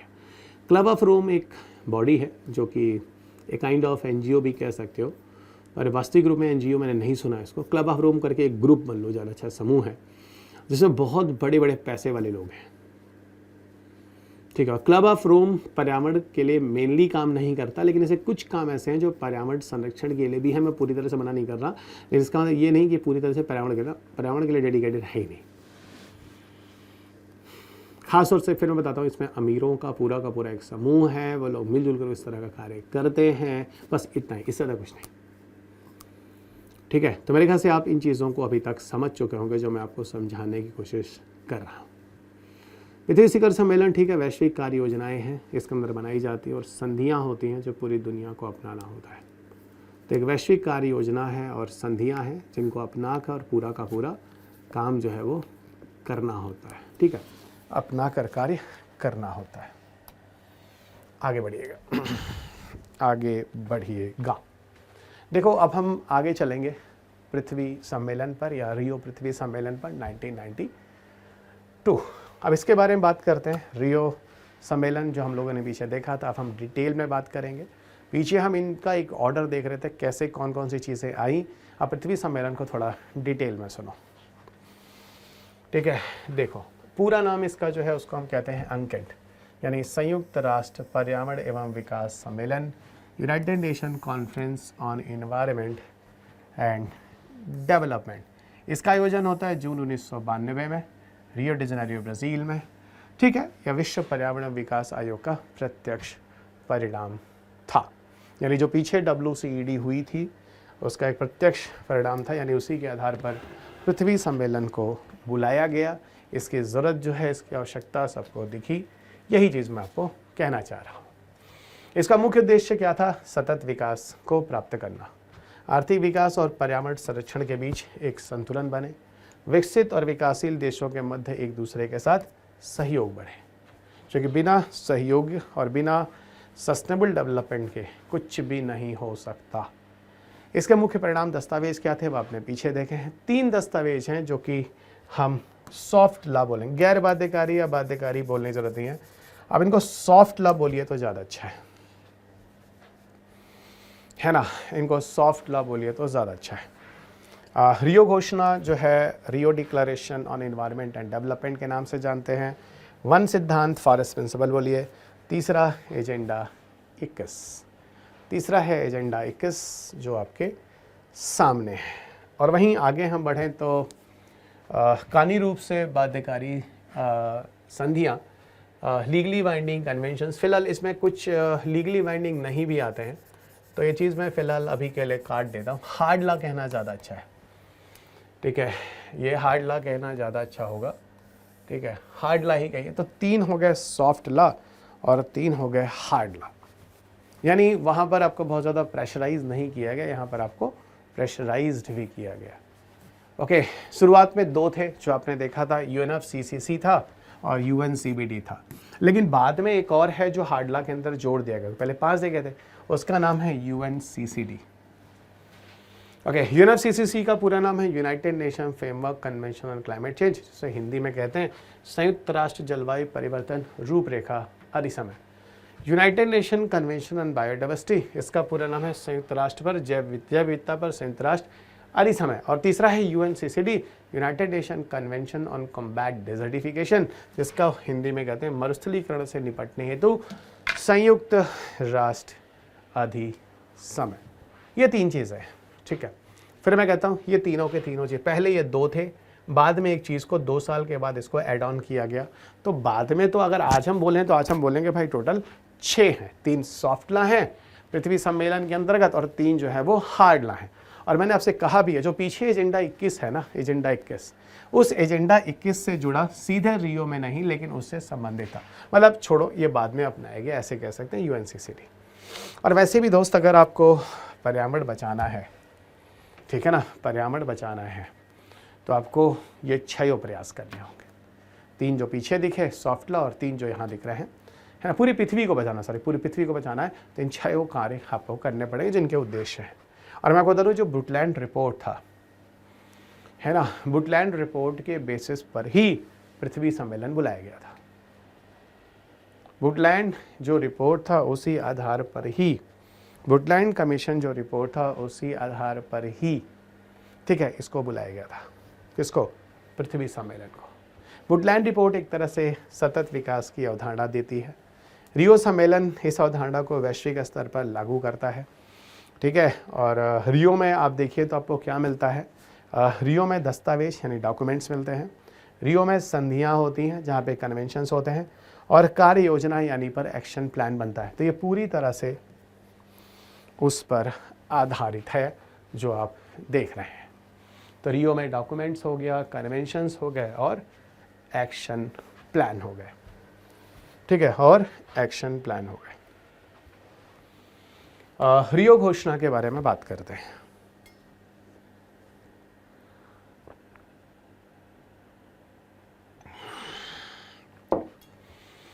रियो घोषणा, देखो इसकी मूल जानकारी पहले देख लो। रियो घोषणा याद रखना, हमें ये सारे के सारे जो 6 डॉक्यूमेंट्स आपने देखे ना, 6 देखने हैं, पर जो ज़्यादा महत्वपूर्ण है वो लास्ट के 3 है, पहले के 3 नहीं है, लेकिन चलना तो इसी क्रम में है ना, चलना इसी क्रम में है। तो चलिए आगे बढ़ते हैं। रियो उद्घोषणा क्या है? रियो घोषणा बोलिए, रियो उद्घोषणा बोलिए, बात यही है। Rio declaration on environment and development, मूल जानकारी। रियो जो पृथ्वी सम्मेलन 1992 में अपनाई गई, इसमें कुल 27 सिद्धांत थे। ये जो है वो गैर बाध्यकारी है। हम वैसे गैर बाध्यकारी बाध्यकारी शब्द हटा ही देंगे, हर जगह से मैं इसको हटा रहा हूँ। पहले मैं यूज़ करता था, लेकिन क्योंकि आपको उधर पीछे भी जो 3 बाध्यकारी मैं बोल रहा था ना हार्ड लॉ में, वो भी आप देखो तो गैर बाध्यकारी ही है काफ़ी हद तक, ठीक है, इसलिए अब हम लोग गैर बाध्यकारी बाध्यकारी हटा ही दे रहे हैं। इस पीपीटी में लिखा है लेकिन मैं काटता जा रहा हूँ। आप सॉफ्ट लॉ और हार्ड लॉ बोले ज़्यादा अच्छा है। ठीक है, ये सॉफ्ट लॉ है। वैश्विक पर्यावरणीय शासन के लिए एक रूपरेखा प्रदान करता है, देशों को सतत विकास की दिशा में मार्गदर्शन देता है। कौन? ये हमारा जो रियो घोषणा है। रियो घोषणा विकासशील देशों की चिंताएं जैसे गरीबी और समानता को वैश्विक स्तर पर प्रमुखता देता है। किन चीज़ों को समाप्त करना चाहिए? अगर गरीबी वगैरह समाप्त होगा, चीज़ें समाप्त होंगी तो पूरी दुनिया से प्रदूषण वगैरह की समस्या को हम निपटा पाएंगे। सो प्रदूषण वगैरह की समस्या को हम पूरी दुनिया से निपटा पाएंगे। ठीक है, और देखो अगर हम मुख्य विशेषता बात करें इस रियो घोषणा की, तो ठीक है, सतत डेवलपमेंट की बात करता है, सतत विकास की बात करता है, सस्टेनेबल डेवलपमेंट की बात करता है, यानी पर्यावरण और विकास के एकीकरण पर जोर देता है। विकसित देशों की जिम्मेदारी को कहता है कि भैया तुम लोग रिस्पॉन्सिबिलिटी लो, है ना, विकसित राष्ट्रों को। सामान्य लेकिन विभेदित उत्तरदारी, मतलब कॉमन बट डिफरेंशियल रिस्पॉन्सिबिलिटी होनी चाहिए। जानते हो ये जो समान लेकिन विभेदित उत्तरदायित्व जो है, कॉमन बट डिफरेंशियल रिस्पॉन्सिबिलिटी, जो 9 प्रिंसिपल मैंने बोला था आपको पूरे पर्यावरण के संरक्षण के लिए, उसमें से एक आपने पीछे देखा था पॉल्यूटर पे प्रिंसिपल, है ना। एक मैं अभी आपको बता रहा हूँ जिसका नाम है कॉमन बट डिफरेंशियल रिस्पॉन्सिबिलिटी। सबको मिलकर जिम्मेदारी लेनी होगी और एक कॉमन रिस्पॉन्सिबिलिटी लेनी होगी कि पर्यावरण की सुरक्षा करनी है, पर्यावरण की सुरक्षा करनी है। ठीक है, तो सामान्य लेकिन विभेदित उत्तरदायित्व की अवधारणा प्रस्तुत की गई है। इसके अनुसार सभी देशों को एक साझा जिम्मेदारी है, लेकिन विकसित देशों की जिम्मेदारी अधिक मानी जाएगी। और रीज़न मैंने बता दिया था, क्योंकि विकसित राष्ट्रों ने ही पूरी दुनिया को सबसे पहले बर्बाद किया है अपने विकास के चक्कर में, और ये कहानी मैंने आपको पहले सुना ही दी है, ये भी आपको समझ में आता है। इसके अनुसार सभी देशों की साझा जिम्मेदारी है, लेकिन विकसित देशों की जिम्मेदारी जो है वो अधिक मानी जाती है। तीसरा ये कहते हैं रियो घोषणा में कि भाई गरीबी उन्मूलन करो। गरीबी उन्मूलन क्यों करो, इस बारे में मुझे लगता है आपको बोलने की ज़रूरत है। अमीर हैं तो आप पर्यावरण की सुरक्षा करेंगे, गरीब हैं तो आप एलपीजी की जगह लकड़ी जलाएंगे। महिलाओं की भूमिका हमेशा ही महत्वपूर्ण है, क्योंकि महिलाएं ही ज़्यादातर घरों में और ज़्यादातर इस तरह की चीज़ों का उपयोग करती हैं। अगर वो सही तरीका उपयोग करें तो पर्यावरण प्रदूषण को काफ़ी हद तक कम किया जा सकता है या फिर रोका जा सकता है। अगला अन्य महत्वपूर्ण सिद्धांतों की बात करें तो प्रिकॉशनरी प्रिंसिपल यानी सावधानी सिद्धांत अपनाना चाहिए। हमें जितना भी ज़्यादा से ज़्यादा हो पर्यावरण का प्रदूषण कम करना चाहिए। अगला प्रदूषक भुगतान सिद्धांत, जिसे हम पॉल्यूटर पे प्रिंसिपल भी कहते हैं, जिसे हम पॉल्यूटर पे प्रिंसिपल भी कहते हैं। ठीक है, तो ठीक है, जो जितना पोल्यूशन करेगा उस हिसाब से वो भुगतान देगा। अगला है जन भागीदारी एवं सूचना तक पहुंच। अगला इसे हम कहते हैं जन भागीदारी एवं सूचना तक पहुंच, public participation and access to informations. ठीक है, तो पब्लिक पार्टिसिपेशन को तो हमेशा प्रेरित किया ही जाएगा, जो कि पर्यावरण एक के बस का नहीं है। तो देखो यहाँ पर जिन चीज़ों के बारे में हमने पढ़ा वो क्या क्या पढ़ा। एक तो हमने देखा मुख्य बिंदु जो है कुल 27 सिद्धांत हैं जो अभी आपने देखा रियो डिक्लेरेशन में। गैर बाध्यकारी नॉन बाइंडिंग डिक्लेरेशंस हैं। फोकस जो है वो सतत विकास की तरफ किया गया रियो डिक्लेरेशन के अंतर्गत। CBDR की बात करता है, मतलब सामान्य लेकिन विभेदित उत्तरदायित्व, जो भी हमने बोला। सबकी रिस्पॉन्सिबिलिटी एक ही है पर तरीका अलग अलग होगा। गरीबी उन्मूलन, महिलाओं की भागीदारी, एजेंडा 21 का समर्थन करता है। जो एजेंडा 21 है ना, जो भी हम लोग आगे पढ़ने वाले हैं, जो सॉफ्ट लॉ है, उसको ये सपोर्ट भी करता है। कौन? रियो उद्घोषणा। जो रियो सम्मेलन हुआ है वहाँ पर जो रियो उद्घोषणा हुई है वो एजेंडा 21 को सपोर्ट करता है। एजेंडा 21 क्या है मैं आपको अभी बताता हूँ। एजेंडा 21 में एक्शन की बात होती है, यहाँ पर एक नियम कानून की बात होती है। यही डिफरेंस आपको यहाँ मिल भी जाएगा। एजेंडा 21 से संबंध क्या है इस टॉपिक का, रियो डिक्लेरेशन का, रियो उद्घोषणा का। तो बोला गया रियो उद्घोषणा एक मार्गदर्शन है, एक मार्गदर्शक की तरह काम करता है, मार्गदर्शन सिद्धांत है। लेकिन वहीं पर अगर हम एजेंडा 21 की बात करें तो पूरी उसकी कार्य योजना है। एजेंडा 21 जो है वो पूरी तरह से इसकी कार्य योजना है। तो ये दोनों चीज़ें यहाँ पर आप ध्यान रखेंगे। अब हम चलते हैं एजेंडा 21। याद रखना, रियो उद्घोषणा जो कि सॉफ्ट लॉ है वो एजेंडा 21 को प्रेरित करता है, वो एजेंडा 21 को सपोर्ट करता है। एजेंडा 21 मूल जानकारी, बेसिक ओवरव्यू। देखो, रियो पृथ्वी सम्मेलन में इसको अपनाया गया, ठीक है भाई, 1992 पृथ्वी सम्मेलन। यह सतत विकास के लिए एक गैर बाध्यकारी है, सॉफ्ट लॉ है। इसको लगभग 300 से अधिक पृष्ठों में लिखा गया। उत्तर प्रदेश पीसीएस टाइप वाला क्वेश्चन, गंदा सा क्वेश्चन पूछ रहा है कितने पेज में लिखा गया है, 300 पृष्ठों में लिखा गया है और 40 अध्यायों से अधिक, मतलब 40 अध्याय में चैप्टर में विभाजित है। पूरे के पूरे एजेंडा 21 को बताया गया है। एजेंडा 21 की संरचना में है क्या क्या चीज़? पहला, सामाजिक एवं आर्थिक आयाम, यानी गरीबी, स्वास्थ्य, उपभोग के पैटर्न पर बात होती है। दूसरा, संसाधनों का संरक्षण एवं प्रबंधन पर बात होती है। वन, भूमि क्षरण, मरुस्थलीकरण, जैव विविधता, वायु एवं जल प्रदूषण, इस पे बात होती है।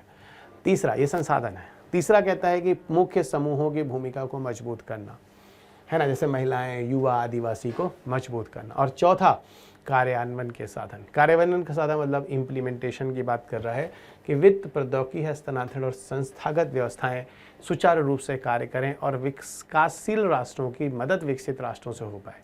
विकासशील राष्ट्रों को विकसित राष्ट्र से क्या मदद होगी? विकसित राष्ट्र के पास तकनीकियाँ हैं, वो उन तकनीकी प्रौद्योगिकियों को विकासशील राष्ट्रों को देंगे। विकसित राष्ट्रों के पास पैसा है, वो उन पैसों को विकासशील राष्ट्रों को देंगी। यही बात हो रही है। मुख्य विशेषताएं या हाइलाइट्स अगर हम जाते हैं, क्या है एजेंडा 21 का? तो पहला है यूएनसीसीडी से संबंध। मैंने आपको बोला था यूएनसीसीडी जो 6वां जो इम्पॉर्टेंट पॉइंट जो लाया गया था पृथ्वी सम्मेलन 1992 में, आगे जाकर 1994 में इंट्रोड्यूस किया गया, वो एजेंडा 21 की ही देन है।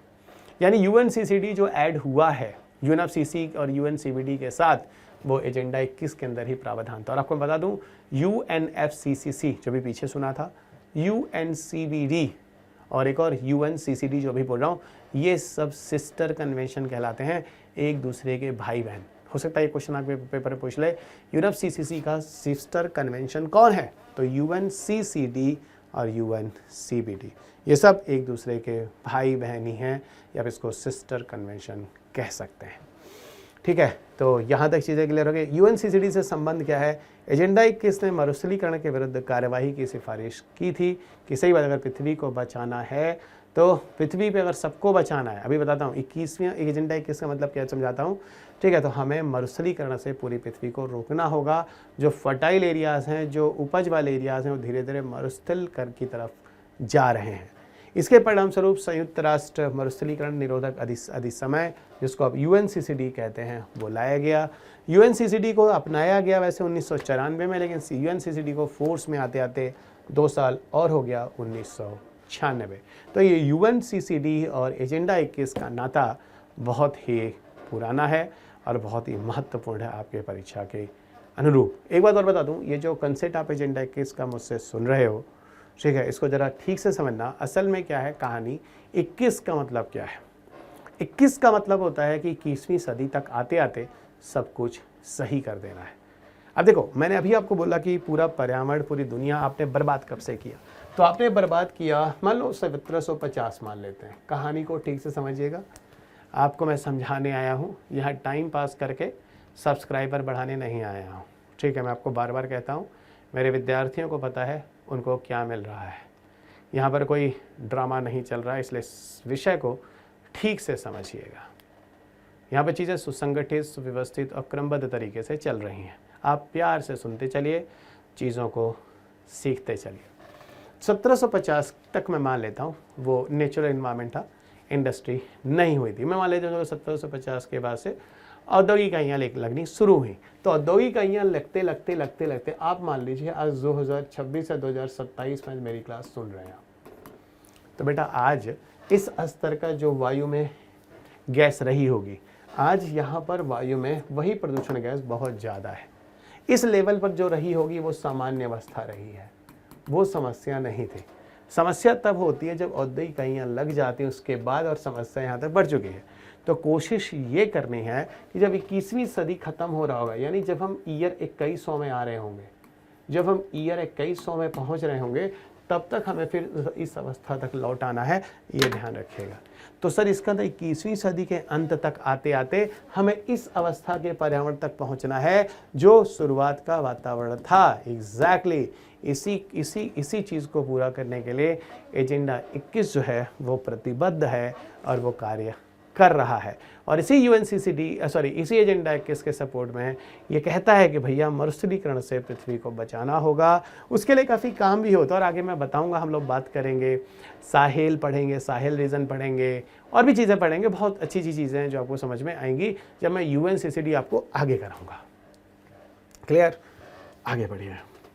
अभी बात करेंगे कि एजेंडा 21 के अंदर कुछ और चीज़ें भी थी, जैसे नीति एवं शासन ढांचा। यह सुझाव देता है कि नई नीतियां, रणनीतियां और संस्थागत व्यवस्थाएं जो हैं वो होती रहें, देशों को सतत शासन प्रणाली विकसित करने में सहायता करता है। अगला, विस्तृत मुद्दों का कवरेज, यानी वाइड कवरेज ऑफ इश्यूज, जैसे मुख्य वैश्विक चुनौतियों को शामिल करता है ये एजेंडा 21, जिसमें गरीबी, स्वास्थ्य संबंधी जोखिम, कृषि, वनों की कटाई, मरुस्थलीकरण, प्रदूषण, खतरनाक अपशिष्ट, जैव विविधता की हानि, ये सारी मुद्दे इसके अंदर डिस्कस होते हैं। वहीं विकेंद्रीकृत दृष्टिकोण की बात करें हम, डिसेंट्रलाइज अप्रोच के बारे में, तो स्थानीय स्तर पर भागीदारी को बढ़ावा देता है और लोकल एजेंडा 21 के नाम से इसे हम जानते हैं। फिलहाल पीछे तक चीज़ें ज़्यादा महत्वपूर्ण थी। एजेंडा 21 में इसको समाप्त करते हैं। समुदाय आधारित योजना है, क्योंकि एक व्यक्ति विशेष से हम पर्यावरण को सुरक्षित नहीं कर सकते हैं, तो हमें समुदाय वाइज ही चलना पड़ेगा। और दूसरा, इसमें रियो घोषणा, एजेंडा 21, UNFCCC, CBD और UNCCD के बीच क्या चीज़ें हैं, क्या रिलेशन हो, बता देता हूँ। रियो घोषणा एक सिद्धांत है, एजेंडा 21 एक कार्य योजना है, UNFCCC, CBD और UNCCD एक तरह से कानूनी ढांचा है। एजेंडा 21 के मुख्य बिंदु क्या हैं, इसको समाप्त करते हैं। गैर बाध्यकारी योजना है, नॉन बाइंडिंग यानी सॉफ्ट लॉ है। दूसरा, 40 अध्याय और 4 खंडों में बटा हुआ है। तीसरा, सामाजिक, पर्यावरणीय और आर्थिक मुद्दों को कवर करता है। चौथा, विकेंद्रीकरण को बढ़ावा देता है। और पांचवा, UNCCD के गठन में इसी का योगदान है, जो मैं कह रहा हूँ आपके पेपर में आ सकता है। UNCCD के पीछे कौन? UNCCD के पीछे एजेंडा 21 है। अब बात करेंगे तीसरा, जो कि नॉन बाइंडिंग या सॉफ्ट लॉ है, जिसको हम कहते हैं वन सिद्धांत। वन सिद्धांत अगर हम देखें तो रियो पृथ्वी सम्मेलन में अपनाया गया। आधिकारिक नाम, सभी प्रकार के वनों के प्रबंधन, संरक्षण और सतत विकास के लिए वैश्विक सहमति हेतु गैर बाध्यकारी प्राधिकृत सिद्धांतों का वक्तत्व है ना, ये इसका आधिकारिक नाम है, उस पर जाना नहीं है। आप वन सिद्धांत ही याद रखिए, ज़्यादा आसान है। सभी प्रकार के वनों पर लागू होता है। एक बात ध्यान रखना, चाहे प्राकृतिक वन हो, है ना, चाहे प्राकृतिक वन हो, चाहे वो रोपित या मानव निर्मित हो, या सभी जलवायु क्षेत्रों के वन हो, यानी हर तरह के वन इसके अंतर्गत रखे गए हैं। मुख्य उद्देश्य क्या है? निम्न को बढ़ावा देना, जैसे सतत वन प्रबंधन, वन संसाधनों का संरक्षण, इवन वनीकरण और पुनर्वनीकरण पर भी यह कार्य करता है। मुख्य विशेषताएं अगर देखें तो वनों का सतत उपयोग होना चाहिए, वन सिद्धांत का है, ठीक है। यानी वनों का उपयोग इस प्रकार किया जाना चाहिए कि वर्तमान की आवश्यकताएं पूरी हों, लेकिन भविष्य की पीढ़ियों को नुकसान न हो। अगला देखिएगा, ठीक है। समुदाय की भागीदारी ज़रूरी है, ठीक है। समुदाय की भागीदारी का क्या मतलब है? सीधी बात, स्थानीय समुदाय और आदिवासी, मैंने अभी बोला था कि अगर आपको पर्यावरण की संरक्षण करना है तो एक व्यक्ति से नहीं होगा, समुदाय की भागीदारी ज़रूरी है। उसे बोलेगा एक ब्लैक कॉफ़ी दे देगा, ठीक है। तो स्थानीय समुदायों और आदिवासी लोगों, है ना, लोगों की भागीदारी को प्रोत्साहित करता है। दूसरा, योजना कार्यान्वयन और जो वन नीतियाँ बनाई जाती हैं उसके प्रबंधन में उनकी भूमिका महत्वपूर्ण मानी गई है। राष्ट्रीय संप्रभुता की बात करें, सही बात है, तो देशों को अपने वन संसाधनों पर संप्रभु अधिकार प्राप्त है। आप अपने जो आपके संसाधन हैं, आपका पूरा अधिकार है, आप उसको मैनेज कीजिए, लेकिन उनका उपयोग जिम्मेदारी के साथ किया जाना चाहिए, ना कि आप इंडस्ट्री लगाने के चक्कर में वनों को या पूरी पर्यावरण को नुकसान पहुंचा रहे हैं। विकास के साथ एकीकरण करिए, मतलब आप वन नीतियों में शामिल होना चाहिए पर्यावरण संरक्षण, सामाजिक विकास और आर्थिक वित्तीय विकास भी अगला अंतर्राष्ट्रीय सहयोग की बात करते हैं। ये साफ साफ कहते हैं कि भाई देखो, वित्तीय सहायता, प्रौद्योगिकी हस्तांतरण तकनीकी, और साथ साथ विशेष रूप से विकासशील देशों की मदद होनी चाहिए। इन सारी चीज़ों से बारे में यहाँ पर बात होती है। ये था आपका एजेंडा 21। अब हम एजेंडा 21 के बाद चलते हैं हार्ड लॉ की तरफ।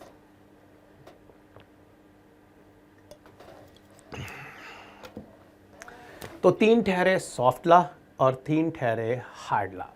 तो चलो दोस्त, हार्ड लॉ की तरफ चलते हैं और देखते हैं अब आगे क्या। सबसे पहले हम पहुंचे हैं UNFCCC। बहुत बड़ा टॉपिक है और बहुत ही बड़ा टॉपिक है, जिसको इंग्लिश में हम कहते हैं United nation framework convention on climate change.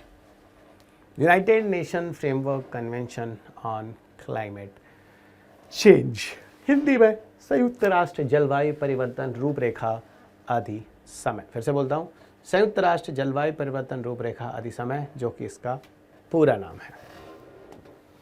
चलिए अब चलते हैं इसकी पृष्ठभूमि पर। सबको पता है UNFCCC जो आता है, एक मिनट रुकिएगा, UNFCCC जो आता है, ठीक है, थोड़ा सा पानी भी रख दीजिएगा, ठीक है।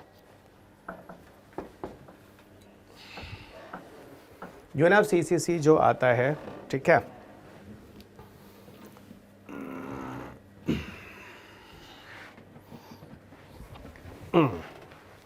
UNFCCC जो आता है, सबको पता है, वो आता है पृथ्वी सम्मेलन के अंदर, ठीक है। और UNFCCC की 2 सिस्टर कन्वेंशन, बहनें किसको बोलते हैं, सबको पता है, UNCBD को और UNCCD को। ओके, अब देखो पृष्ठभूमि एवं स्थापना। मैंने अभी बोला कि देखो UNFCCC जो है वो पृथ्वी सम्मेलन के अंतर्गत ही आता है, ठीक है।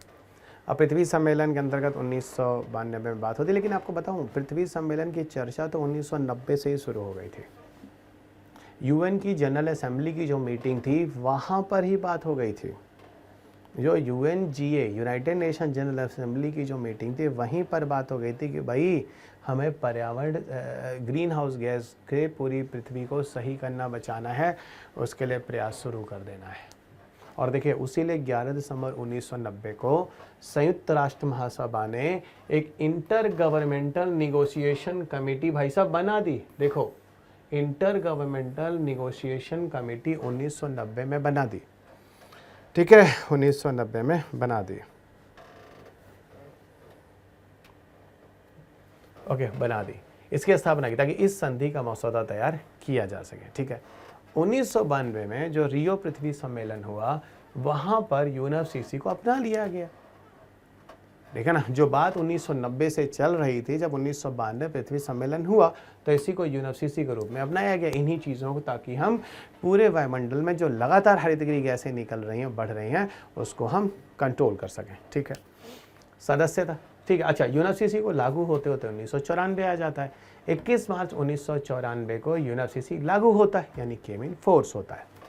अब हम सदस्यता की बात करते हैं। देखो, UNFCCC में कुल सदस्य राष्ट्र 197, कहीं कहीं पर 198 भी लिखा है, इसमें घबराइएगा नहीं, ठीक है। तो 198 अगर लिखा है तो 197 राष्ट्र हो जाएंगे।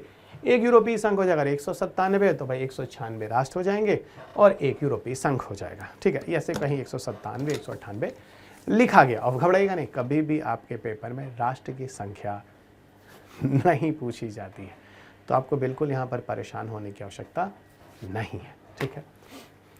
इन देशों को इस संधि के पार्टीज कहे जाते हैं। देखिए, जो कंट्री UNFCCC के मेंबर हैं और हर साल UNFCCC की मीटिंग में आते हैं, बैठते हैं, डिस्कशन करते हैं, पर्यावरण में जो हरितगृह गैस की मात्रा लगातार बढ़ी है, उसको कंट्रोल करने की जो पूरी कोशिश होती है, जो हर साल की मीटिंग में सारे राष्ट्र करते हैं, उसे कॉन्फ्रेंस ऑफ पार्टीज़ के नाम से जानते हैं। उसी कोप कॉन्फ्रेंस ऑफ पार्टीज़ की मीटिंग हर साल UNFCCC की होती रहती है। आपको बता दूं, UNCBD और UNCCD की मीटिंग हर 2-2 साल पे होती है, ठीक है ना, हर 2-2 साल पे होती है। तो डिपेंड करता है कौन सा कितने साल में होगा, ओके, कितने साल पे हो। लेकिन ये पहले ध्यान रखिएगा जो मैंने आपको बोला। एक और सम्मेलन, रामसार सम्मेलन आपने सुना होगा, जिसकी मीटिंग बेटा 3-3 साल पे होती है। रामसार सम्मेलन की मीटिंग 3-3 साल में होती है। ठीक है, चल तो इसका उद्देश्य क्या है? तो ये हो गया वायुमंडल में जो यूएनएफसीसी का उद्देश्य क्या है। तो वही ग्रीन हाउस गैसों की जो मात्रा बढ़ी हुई है, वही प्री इंडस्ट्रियलाइजेशन से औद्योगिक इकाइयों के पहले की जो चीज़ थी उस हिसाब से आज बहुत ज़्यादा बढ़ गई है, उसको फिर से कंट्रोल करके एक अवस्था में लाना है। मुख्य उद्देश्य क्या है? वायुमंडल में ग्रीन हाउस गैसों की सांद्रता को ऐसे स्तर पर स्थिर करना जिससे जलवायु प्रणाली पर खतरनाक मानव जनित हस्तक्षेप को रोका जा सके, है ना, हस्तक्षेप को रोका जा सके। ये है पूरी कहानी। अब हम पढ़ेंगे, आगे जाएंगे यूएनएफसीसी को। तो याद रखना, यूएनएफसीसी को लाने के पीछे मुख्य उद्देश्य यही है कि जो हरित गृह गैस है ना, जो एक अलग ही स्तर पर बढ़ चुका है प्री इंडस्ट्रियलाइज पीरियड से आज, उसको फिर से उस अवस्था तक पहुंचाना है। वही जब हम आगे पढ़ेंगे यूएन सीबीडी के बारे में, सीबीडी मतलब कन्वेंशन ऑन बायोडाइवर्सिटी, तो वहाँ पर बात होगी भाई ऐसा है कि जो जैव विविधता है, ठीक है, उसको संरक्षित करना है। और जब यूएन सीसीडी की बात होगी, कन्वेंशन ऑन कमबैक डेजर्टिफिकेशन, तो वहाँ पर बात होगी पूरी पृथ्वी को मरुस्थलीकरण से बचाना है। तो ये चीज़ें ही आपको धीरे धीरे आगे मिलेंगे। लेकिन अभी हम क्योंकि यूएनएफसीसी की बात कर रहे हैं तो हम ये बोलेंगे कि भाई हरित गृह गैस से कंट्रोल करना है। ये तीनों कन्वेंशन एक बार फिर अब देखो, जब यूएनएफसीसी शुरू होता है तो यूएनएफसीसी की मीटिंग हर साल होती है। मैंने अभी आपको बोला यूएनएफसीसी की जो पहली मीटिंग होती है जिसे हम COP 1 कहते हैं, ये होता है बेटा 1995 में। कहाँ होता है?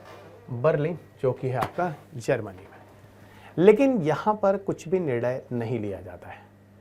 दुनिया के लोग जाते हैं, मीटिंग होता है, कन्वेंशन, लेकिन कोई भी निर्णय नहीं लिया जाता है। उसी तरह अगले साल फिर COP 2 मीटिंग हो जाती है, उन्हीं राष्ट्रों के जिसके मेंबर कंट्री होते हैं। COP 2 1996 में हो जाती है, जो कि जेनेवा में होती है। यहाँ पर भी कोई निर्णय नहीं लिया जाता है। जो कुछ अपनाया जाता है वो COP 3 में अपनाया जाता है। फिर से बोल रहा हूँ, जो कुछ अपनाया जाता है वो COP 3 में अपनाया जाता है। और COP 3 में जो अपनाया जाता है वो अपनाया जाता है 1997 में, जिसको हम कहते हैं क्योटो प्रोटोकॉल, जिसको हम कहते हैं क्योटो प्रोटोकॉल, जिसको हम कहते हैं क्योटो प्रोटोकॉल। और यही क्योटो प्रोटोकॉल जो यूएनएफसीसी के अंतर्गत, यानी यूएनएफसीसी का जो तीसरा कॉन्फ्रेंस ऑफ पार्टीज मीटिंग होती है, जो कि क्योटो जापान में होती है, यहीं पर कुछ नियम कानून बनते हैं। मैंने आपसे कहा था इस चैप्टर की शुरुआत में, जब जब नियम कानून बनते हैं तो उसे हम प्रोटोकॉल कहने लगते हैं। क्या कहते हैं? प्रोटोकॉल कहने लगते हैं। ठीक है, अब यहीं पर कहानी आगे बढ़ती है कि जो क्योटो प्रोटोकॉल है वो क्या कहता है। क्योटो प्रोटोकॉल, वहीं से चलते हैं, जो पीडीएफ में आपको मैंने लिखा हुआ है। स्वीकरण एवं लागू होना। स्वीकार किया गया क्योटो प्रोटोकॉल को 1997 COP 3 में, क्योटो जापान में। ठीक है, लेकिन क्योटो प्रोटोकॉल ठीक से लागू नहीं हो पाया 1997 में। क्योटो प्रोटोकॉल को लागू होते होते 8 साल बीत गए, 2005। ठीक है, लेकिन उसके पहले मैं आपसे ये बता दूं कि क्योटो प्रोटोकॉल में बोला क्या गया। क्योटो प्रोटोकॉल में बोला गया कि सारे राष्ट्र मिलजुल कर, करीब 37 औद्योगिक लिखा है, औद्योगिक राष्ट्र जो हैं प्लस यूरोपीय संघ जो है, ये सब मिलकर जो हरित गृह उत्सर्जन है उसको कम करने का प्रयास करेंगे। कितना कम करेंगे? जो 1990 के समय में जो हरित गृह गैस वातावरण में निकलती थी उसका लगभग 5% तक कम करना होगा। 1990 के स्तर का लगभग 5% तक कम करना होगा आने वाले 2012 तक, 2008 तक या 2009 तक या 2010 तक, 11 नहीं तो 12 तक पूरा कर देना है। ये है क्योटो जो शुरुआत में बोला गया।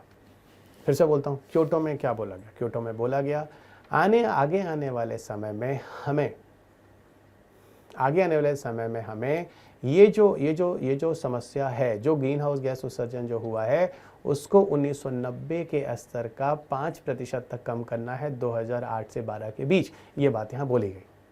ठीक है, और इसके लिए देखो यहाँ दृढ़ संकल्प वगैरह हो रहा है। 1990 के स्तर का औसतन से कम 5% तक कम कर देना है आगे आने वाले समय 2008 से 12 तक। चलो 8 से 12 तक नहीं, लास्ट 2012 तक पूरा कर लेना, ये बात हुई है। ठीक है, ये यहाँ पर चीज़ें डिसाइड हो रही हैं। ठीक है, अब ये क्योटो प्रोटोकॉल ने बात तो हो गई, लेकिन क्योटो प्रोटोकॉल के बाद यूएनएफसीसी की तीसरी मीटिंग थी। मीटिंग पे मीटिंग, मीटिंग पे मीटिंग, मीटिंग पे मीटिंग चल रही है, मीटिंग पे मीटिंग, मीटिंग पे मीटिंग, मीटिंग पे मीटिंग चल रही है, ठीक है, लेकिन कुछ भी फोर्स में नहीं आया। फोर्स में आते आते इसमें समय लग गया, और वो जो समय लगा कब हुआ? 2005, जब 11वीं मीटिंग हुई 2015 में, जो मॉन्ट्रियल में हुआ, कनाडा में, यहाँ पर जाके ये फोर्स में आता है। तो क्वेश्चन बहुत पहले, इवन 2-3 बार मैंने देखा भी है कि क्योटो प्रोटोकॉल फोर्स में कब आया, तो क्योटो प्रोटोकॉल फोर्स में है 2005 में आया, ठीक है। देखो लिखा भी है मॉन्ट्रियल 2005, जिसको हम कहते हैं मॉन्ट्रियल एक्शन प्लान, जिसको हम कहते हैं मॉन्ट्रियल एक्शन प्लान। एक बार मैं पढ़ देता हूँ मॉन्ट्रियल एक्शन प्लान क्या है। Montreal action plan Kyoto protocol के तहत 2012 के बाद की प्रतिबद्धताओं के लिए वार्ताओं की शुरुआत की, और महत्व क्या है? दीर्घकालिक जलवायु वार्ताओं यानी लॉन्ग टर्म क्लाइमेट नेगोशिएशन की शुरुआत यहीं से हुई है, और क्योटो प्रोटोकॉल का औपचारिक संचालन जो CMP1 यहीं से शुरू हुआ है। फिलहाल हम लोग कोप पढ़ेंगे, हम लोग CMP नहीं पढ़ेंगे, ठीक है। वैसे CMP हम लोग कहना शुरू करते हैं कब से? जब मॉन्ट्रियल होता है तब से, लेकिन हम लोग कोप ही कह के लिखेंगे। हमें CMP और CM में नहीं, इसमें एक और आएगा, CM में भी आएगा। CM में जब पेरिस कन्वेंशन से होता है तब से, कोप जो होता है जो पहला शुरू से यहाँ से जो बर्लिन से हुआ है, CMP जो होता है बेटा वो यहाँ से होता है, मॉन्ट्रियल से होता है, और CM में जो शब्द होता है वो पेरिस से होता है। लेकिन हम फिर कह रहे हैं हमें सिर्फ परीक्षा के लिए UPSC लिए कोप जानना है, हमें CMP और CM में नहीं जानना है, ठीक है। चलेगा, फिर मैं बता देता हूँ, ठीक है। ये सारी कहीं आपको किताब में CMP और CM में लिखा होगा तो आप उसे छोड़ दीजिएगा, आप सिर्फ कोप के हिसाब से चलिएगा जो मैंने अपनी किताब में लिखा हुआ है। और अंत में PYQ जरूर लगाइएगा। जब आप PYQ लगाएंगे तब आपको जाके समझ में आएगा मैंने आपको क्या दिया है क्लास में और क्या दिया है बुक में, क्योंकि आपके PYQ लगने पर तब आपको समझ में आता आपका स्तर क्या है, आपका स्तर क्या है। तो अब आगे बढ़ते हैं। तो देखो ऐसा है कि पहली जो टारगेट था, है ना, वहाँ तक हमें 2012 तक अभी पहुँचना है। चलिए, लेकिन 2012 तक पहुँचने के पहले, ठीक है ना, हमें कुछ चीज़ों से होकर गुजरना होगा। देखो, जब UNFCCC आती है तो UNFCCC के अंतर्गत, ठीक है, जो पूरे 197-198 राष्ट्र की बात हो रही है, ये 197-198 जो राष्ट्र है इसको कुल 3 समूहों में बांटा गया, इसको कुल 3 समूहों में बांटा गया। तो सर आप ये कहना चाह रहे हो कि UNFCCC के जो कॉन्फ्रेंस ऑफ पार्टीज़ की जो मीटिंग है, जो टोटल राष्ट्र 198 के आसपास आप कह रहे हो, 197-98 राष्ट्र, इनको 3 समूहों में बांटा गया। हाँ, इनको 3 समूह बांटा गया, क्योंकि कार्य प्रणाली करनी है ना, तो अलग अलग समूह अलग तरह से कार्य को संपादित करेंगे। कुल 3 समूहों में बांटा गया। एक को बोलते हैं Annex 1, दूसरे को बोलते हैं Annex 2, और तीसरों को बोलते हैं नॉन Annex 1। फिर से बोलता हूँ, एक को बोलते हैं Annex 1, एक को बोलते हैं Annex 2, और तीसरों को बोलते हैं नॉन Annex 1, ठीक है। Annex 1 और Annex 2 में विकसित राष्ट्र आते हैं, और Annex 2 जो है वो Annex 1 के साथ साथ कुछ और राष्ट्र अभी आपको दिखाता हूँ। या Annex 2 को ना हम लोग सबसेट ऑफ Annex 1 कहते हैं, लेकिन इसको धीरे धीरे बताता हूँ, नहीं तो आप कंफ्यूज हो जाएंगे। फिर से बता दो, UNFCCC के अंतर्गत जो 197-198 राष्ट्र हैं, इनको 3 समूहों में रखा गया। एक को बोलते हैं Annex 1, दूसरे को बोलते हैं Annex 2, और तीसरे को बोलते हैं नॉन Annex 1। Annex 1 क्या है? Annex 1 में विकसित राष्ट्र हैं, Annex 2 में भी विकसित राष्ट्र हैं। Annex 1 में जो विकसित राष्ट्र हैं वो क्या कहते हैं? वो कहते हैं, जो विकसित राष्ट्र हैं, औद्योगिक राष्ट्र हैं, वो कहते हैं कि, है ना, जैसे रूस है, यूक्रेन है, पूर्वी यूरोप है, US है, UK है, रूस है, यूक्रेन, जर्मनी, जापान, ये सारे के सारे कहते हैं भाई हम ग्रीन हाउस गैस को 5% 1990 के स्तर से कम करने को तैयार हैं, जो हम 2012 तक कर देंगे। उन्होंने साफ साफ कहा कि मैं नियमित रूप से उत्सर्जन की रिपोर्ट दूंगा, किस हिसाब से मेरे यहाँ कंट्री में उत्सर्जन हो रहा है। इसका मतलब ये सीधा सीधा कह रहे हैं कि मैं कम करूंगा, और मैं सीधे धीरे समय के साथ बताता रहूंगा किस स्तर पर, किस हिसाब से मैं कितना कम कर रहा हूँ, ठीक है। चलिएगा आगे बढ़ते हैं। अब नॉन Annex 2 क्या कहते हैं? Annex 2 असल में Annex 1 वाले ही राष्ट्र हैं, लेकिन सारे राष्ट्र नहीं, एनेक्स 1 में से कुछ ऐसे राष्ट्र जिनको मैं एनेक्स 2 में अलग निकाल रहा हूं, ये कह रहे हैं कि मैं कम तो करूंगा, यानी ये वाला काम तो मैं करूंगा, इसीलिए कहते हैं कि एनेक्स 2 जो है वो एनेक्स 1 का ही उपसमूह है। मतलब ये मान लो एनेक्स 1 है, ये एनेक्स 1 है, उसके अंदर एनेक्स 2 है, यानी एनेक्स 2 एनेक्स वाले सारे काम तो कर ही रहा है, लेकिन कुछ काम और कर रहा है। तो ये हो गया बेटा एनेक्स 1 और ये हो गया आपका एनेक्स 2। इसे लिखा जाता है annex 2 is a subset of annex 1।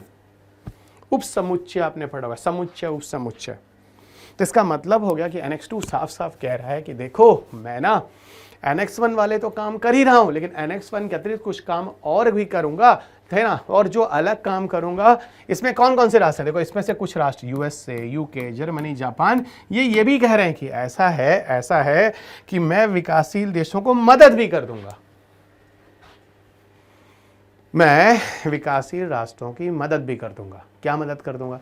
मदद ये कर दूंगा कि मैं उनको वित्तीय सहायता दे दूंगा, मदद ये कर दूंगा कि मैं उनको प्रौद्योगिकियां दे दूंगा, और मदद ये कर दूंगा कि उनकी जो क्षमता है उसको और बढ़ा दूंगा ताकि वो हरित गृह गैस उत्सर्जन वगैरह ना करें। ये वो कह रहे हैं इसके अंतर्गत। धीरे धीरे सुनते जाइएगा, ठीक है। तीसरा क्या कह रहा है? तीसरा है भाई नॉन एनेक्स 1। नॉन एनेक्स 1 में कोई नहीं है, हम लोग ही आते हैं, विकासशील राष्ट्र ही नॉन एनेक्स 1 के अंतर्गत आते हैं। तो भारत, चीन, ब्राज़ील, ये जो राष्ट्र हैं वो नॉन एनेक्स 1 के अंतर्गत आते हैं। उत्सर्जन को कम करने के लिए तैयार हैं, लेकिन कोई बाध्यकारी लक्ष्य इनको नहीं दिया गया, और वैसे भी आप बाध्य नहीं कर सकते हैं क्योंकि ये विकासशील राष्ट्र हैं।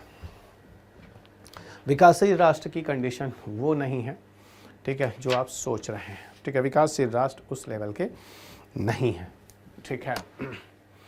कि आप इन पे बंदिश लगाएं, यहाँ तो भूखे लोग मर जाएंगे ना, गरीबी है ना, यहाँ इंडस्ट्री तुरंत बंद नहीं कर सकते ना, तो जीविकोपार्जन की समस्या हो जाएगी ना। मैं वही बात कह रहा हूँ, ठीक है। लेकिन हाँ, फोकस तो ये करेंगे ना सतत विकास पर, फोकस तो ये करेंगे ना जलवायु परिवर्तन के प्रति अनुकूलन लाने की, ठीक है। एनेक्स 2 देशों से प्राप्त कर सकते हैं वित्तीय सहायता भी। तो जो एनेक्स 2 कंट्रीज़ हैं, है ना, ये है ना, एनेक्स 2 कंट्रीज़ जो कह रहे हैं कि मैं वित्तीय सहायता दूंगा, तो ये बोला गया कि भाई एनेक्स जो नॉन एनेक्स 1 कंट्रीज़ हैं, इनको वित्तीय सहायता और प्रौद्योगिकी सहायता जो होगी एनेक्स 2 राष्ट्रों से मिलेगी। ये भी बात यहाँ पर हुई है। और यहाँ पर हम आपको बात करें तो CBDR की बात होती है, कॉमन बट डिफरेंशियल रिस्पॉन्सिबिलिटी। यहाँ पर CBDR की बात होती है, कॉमन बट डिफरेंशियल रिस्पॉन्सिबिलिटी, यानी सब लोगों को काम एक ही करना है, पर्यावरण की संरक्षण करना है।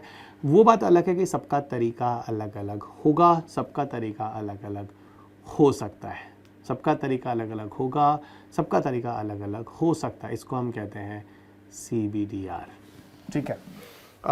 तो CBDR को थोड़ा सा समझाने की कोशिश की गई है, जैसे कि सभी देशों को जलवायु परिवर्तन के खिलाफ कार्य करना होगा, लेकिन विकसित देशों की जिम्मेदारी अधिक होगी, उनका ऐतिहासिक उत्सर्जन अधिक रहा है, मतलब इतिहास में, और उनके पास अधिक संसाधन और क्षमता भी है। तो सबका डिफरेंशियल तरीका होना चाहिए, और मिला जुला कर यही है कि पर्यावरण का संरक्षण करना है।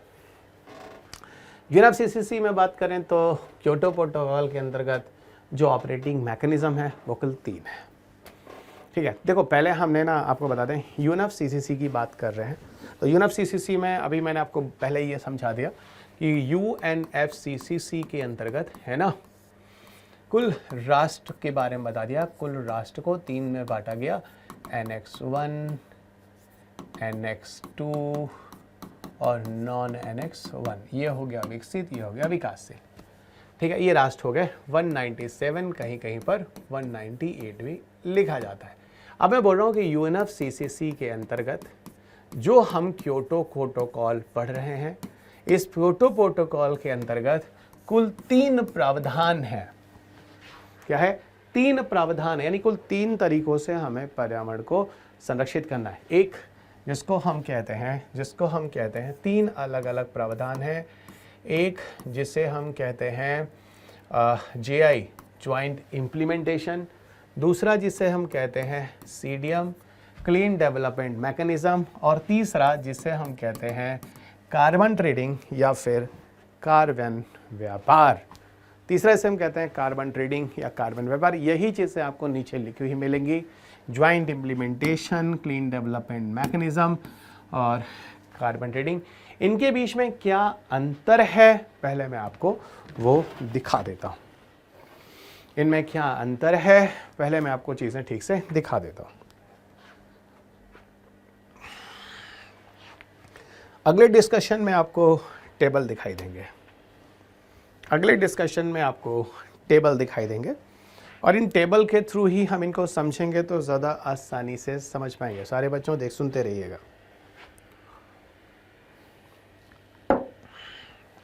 देखो ये हो गया आधार, एक तरफ हो गया आधार, एक तरफ हो गया जीआई, एक तरफ हो गया सीडियम और एक तरफ हो गया कार्बन ट्रेडिंग, जो आप आराम से बोर्ड पर देख रहे हो।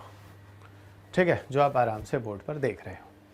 तो आधार क्या है? संयुक्त कार्यान्वयन, जिसको आप कहते हैं ज्वाइंट इम्प्लीमेंटेशन।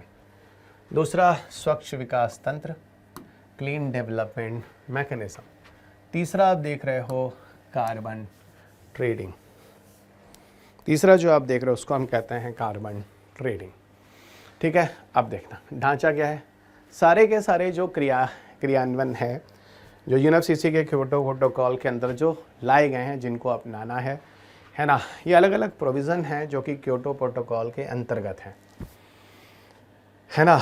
और जो अलग अलग राष्ट्र हैं जैसे एनेक्स 1, एनेक्स 2, नॉन एनेक्स 1, इनको अलग अलग चीज़ों को अपनाने के लिए बोला गया है। ठीक है, कहानी समझिएगा। ढांचा क्या है? सबका क्योटो प्रोटोकॉल है, क्योटो प्रोटोकॉल है और क्योटो प्रोटोकॉल है। ठीक है, इसमें कौन भाग लेगा? ज्वाइंट इम्प्लीमेंटेशन का जो काम करेगा वो एनेक्स 1 कंट्री के साथ मिलजुल कर काम करेगा। मतलब विकसित राष्ट्र विकासशील राष्ट्रों के साथ मिलजुल कर संयोग कर कर एक समूह बनाएंगे, मिलजुल कर काम करेंगे और मिलजुल कर पर्यावरण की समस्या को दूर करने का प्रयास करेंगे। मिलजुल कर पर्यावरण की समस्या को दूर करने का प्रयास करेंगे। ये है ज्वाइंट इम्प्लीमेंटेशन। तो ज्वाइंट इम्प्लीमेंटेशन में क्या है? ज्वाइंट इम्प्लीमेंटेशन में है कि एनेक्स 1 के साथ मिलजुल कर अपना प्रोजेक्ट चलाएंगे और मिलजुल कर पर्यावरण संबंधी जो समस्याएं होंगी उनको उनसे निदान दिलाएंगे, ग्रीन हाउस गैस को कंट्रोल करेंगे। ठीक है, वहीं पर जब हम सीडीएम की बात करते हैं, ठीक है ना, सीडीएम की बात करते हैं, सीडीएम में यही काम करेगा कौन? एनेक्स 1 जो होगा यानी विकसित राष्ट्र, वो जो गैर एनेक्स 1 या नॉन एनेक्स 1 है उसकी मदद करेगा। यानी यहाँ पर विकसित राष्ट्र विकासशील राष्ट्रों की मदद करेगा। ठीक है ना, विकसित राष्ट्र विकासशील राष्ट्रों की मदद करेगा और इस मदद के द्वारा विकासशील राष्ट्र अपने कंट्री में विभिन्न तरह की परियोजनाएं चलाएगा, जिसकी मदद से जो पर्यावरण में प्रदूषण हो रहा है ग्रीन हाउस की गैस, उसको कंट्रोल करने का प्रयास करेगा। लेकिन वहीं पर जब कार्बन ट्रेडिंग की बात होगी, कार्बन व्यापार की बात होगी, तो इसका सिर्फ और सिर्फ जो मज़ा लेगा वो एनेक्स 1 ही मज़ा लेगा। इसका सिर्फ और सिर्फ जो मज़ा लेगा वो एनेक्स 1 ही मज़ा लेगा। क्यों एनेक्स 1 लेगा? क्योंकि भैया ये जो अतिरिक्त कार्बन एमिशन होगा, कोई राष्ट्र जो अपना एमिशन का जो टारगेट दिया गया और उससे ज़्यादा कम कर गया तो ये उससे खरीद लेगा और ये अंतर्राष्ट्रीय पटल पर जाकर बताएगा कि ये हमारा कार्बन रिडक्शन है। इसी कंसेप्ट को हम कहते हैं कार्बन व्यापार, उत्सर्जन व्यापार या फिर कार्बन ट्रेडिंग। मैंने आपको बताया था कि नहीं बताया तो फिर से बता देता हूँ। यूएनएफसीसी की जब मीटिंग होती है तो हर साल हर राष्ट्रों को एक कोटा दिया जाता है। कोटा मतलब कितना कार्बन डाइऑक्साइड का रिडक्शन आप अपने राष्ट्र से कम करेंगे। अगर आपको मान लो 500 टन कार्बन डाइऑक्साइड का रिडक्शन करने की बात कही जाती है, आपको मैंने कहा था कार्बन डाइऑक्साइड को हमेशा हम टन में नापते हैं। मान लीजिए आपको 500 टन कार्बन डाइऑक्साइड के रिडक्शन की बात कही गई थी, लेकिन आपने बेटा 700 टन कर लिया, तो मतलब आपने 200 टन एक्स्ट्रा किया। तो जो एक्स्ट्रा है वो आपका अपना माना जाएगा और 1 टन कार्बन डाइऑक्साइड अगर एक्स्ट्रा कम किया है इक्वल टू 1 कार्बन क्रेडिट जो आपने कमा लिया है, आपने अर्न कर लिया इस तरीके से। अब इसी कार्बन क्रेडिट को आप बेचते और ख़रीदते हैं, इसी कार्बन क्रेडिट को आप बेचते और ख़रीदते हैं। क्लियर हो गया? इसी कार्बन क्रेडिट को आप बेचते और ख़रीदते हैं। क्लियर है एवरीवन? अब कहानी क्या कहती है? अब कहानी कहती है कि ये कार्बन क्रेडिट कौन खरीदेगा? ऑफ कोर्स एनेक्स 1 राष्ट्र खरीदेंगे, विकसित राष्ट्र खरीदेंगे, क्योंकि ये भी एक क्योटो प्रोटोकॉल के अंदर प्रोविज़न है कि कार्बन क्रेडिट को खरीदा और बेचा जा सकता है। अभी आप क्योटो प्रोटोकॉल के अंदर कार्बन ट्रेडिंग जो बात बोल रहे हैं वो क्या है, कार्बन पर ये क्योटो प्रोटोकॉल के अंदर का ही प्रोविज़न है ना, ठीक है। यानी विकसित राष्ट्र अपने आप को अभी भी फ़ायदे में रख रहे हैं। तो अगर हम बात करें कि परियोजना जो स्थान है वो किसके लिए, तो ये जो परियोजना स्थान है विकसित राष्ट्रों के लिए था, GI। ये जो क्लीन डेवलपमेंट मैकेनिज्म है विकासशील राष्ट्रों के लिए था। और ये जो कार्बन ट्रेडिंग सुन रहे हो ना, ये कोई विशेष परियोजना नहीं है, ये बाजार आधारित है ना, मार्केट। तंत्र का प्रकार क्या है, ये परियोजना आधारित है, ये परियोजना आधारित है, और ये जो है वो बाजार आधारित है। अर्जित क्रेडिट, इनका ये जो कमी करते हैं उसको हम कहते हैं एमिशन रिडक्शन यूनिट्स, यानी उत्सर्जन में कमी इकाइयाँ। इनका जो रिडक्शन होता है उनको कहते हैं सर्टिफाइड एमिशन रिडक्शन, यानी प्रमाणित उत्सर्जन में कमी। ये सब जो कंट्री अपना कार्बन रिडक्शन कम कर रहे हैं उनके अलग अलग नाम हैं। कार्बन ट्रेडिंग, यहाँ असाइन यूनिट्स, निर्धारित राशि इकाइयाँ जिसको अतिरिक्त होने पर खरीदी जा रही हैं, बेची जा रही है, ठीक है। मुख्य उद्देश्य क्या है, विकसित राष्ट्रों के बीच लागत और प्रभावी कमी। इसमें है सतत विकास और उत्सर्जन में कमी। इसमें उत्सर्जन लक्ष्यों को पूरा करने में लचीलापन। यहाँ पर विकासशील देशों को लाभ, कोई सीधा लाभ नहीं है।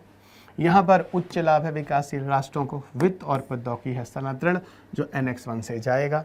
ये अप्रत्यक्ष है और यहाँ पर कोई उस तरह का लाभ है नहीं, ये अप्रत्यक्ष है, ये डायरेक्ट कोई लाभ ऐसा है नहीं इसमें, ठीक है। कह सकते हैं कि थोड़ा पैसे वैसे कमाएंगे, लेकिन ये भी कोई पैसा कमाना है क्या, आप पर्यावरण को नुकसान पहुंचा रहे हैं।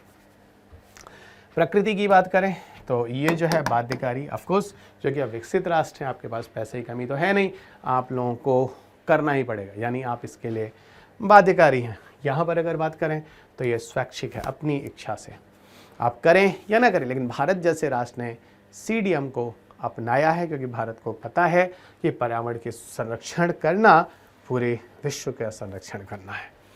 और वहीं पर अगर हम कार्बन ट्रेडिंग की बात करें तो विकसित देशों के लिए उनके लक्ष्यों को पूरा करने हेतु बाध्यकारी क्योटो लक्ष्यों के तहत, उदाहरण जापान रूस में परियोजना को वित्त पोषित कर रहा है, ठीक है। जैसे विकसित राष्ट्र के साथ मिलकर कार्य कर रहा है। वहीं जर्मनी भारत में सौर परियोजना के वित्त पोषित कर रहा है, विकसित राष्ट्र विकासशील राष्ट्र की मदद कर रहा है। ये देश अतिरिक्त कार्बन क्रेडिट खरीद रहा है कार्बन ट्रेडिंग के अंतर्गत।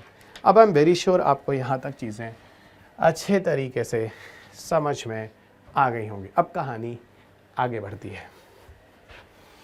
अब कहानी फ़िलहाल उसका ये इंग्लिश लिखा हुआ, इसमें छोड़िएगा, कहानी आगे बढ़ती है और अब हम पहुँचते हैं 2007 में। फिर बता दूँ, क्योटो प्रोटोकॉल UNFCCC की पहली मीटिंग होती है 1995 में, COP1 बर्लिन में। इसकी तीसरी मीटिंग होती है 1997 में क्योटो जापान में।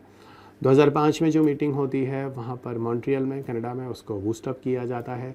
अगली जो मीटिंग हम लोग यहाँ पढ़ रहे हैं वो पढ़ रहे हैं 2007 में, जो है कोप नंबर 13।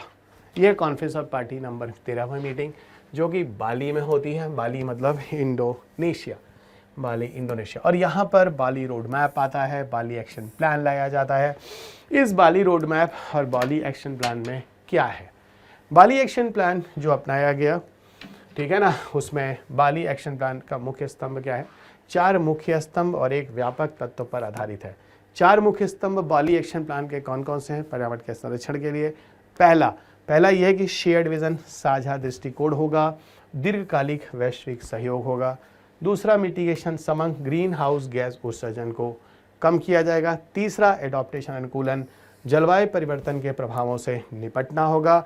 चौथा टेक्नोलॉजी डेवलपमेंट ट्रांसफर, प्रौद्योगिकी विकास एवं हस्तांतरण। और 5वां जो कि एक व्यापक तत्व है, वित्तीय सहायता और तंत्र। ये सारी चीज़ें ही मिलाकर बाली रोड मैप लाई गई हैं। और बाली रोड मैप जो लाया गया, आगे का रास्ता जो प्रशस्त होगा वहाँ पर ये चीज़ ध्यान रखिएगा, Bali road map future climate agreement के लिए एक रोड मैप है, यानी एक मार्गदर्शक योजना है, एक मार्गदर्शक योजना है, ठीक है। तो इसको ध्यान रखिएगा। बाली में एक्चुअल में सबसे महत्वपूर्ण कार्य क्या होता है जो मुझे आपको बताना है, परीक्षा के लिए बहुत ज़्यादा उपयोगी है, उसका नाम है नामा। उसका नाम है नामा। तो यहाँ देखिए आपको एक चीज़ और मिलेगी बाली ही में, इंडोनेशिया में नामा। नामा का पूरा नाम है nationally appropriate mitigation action.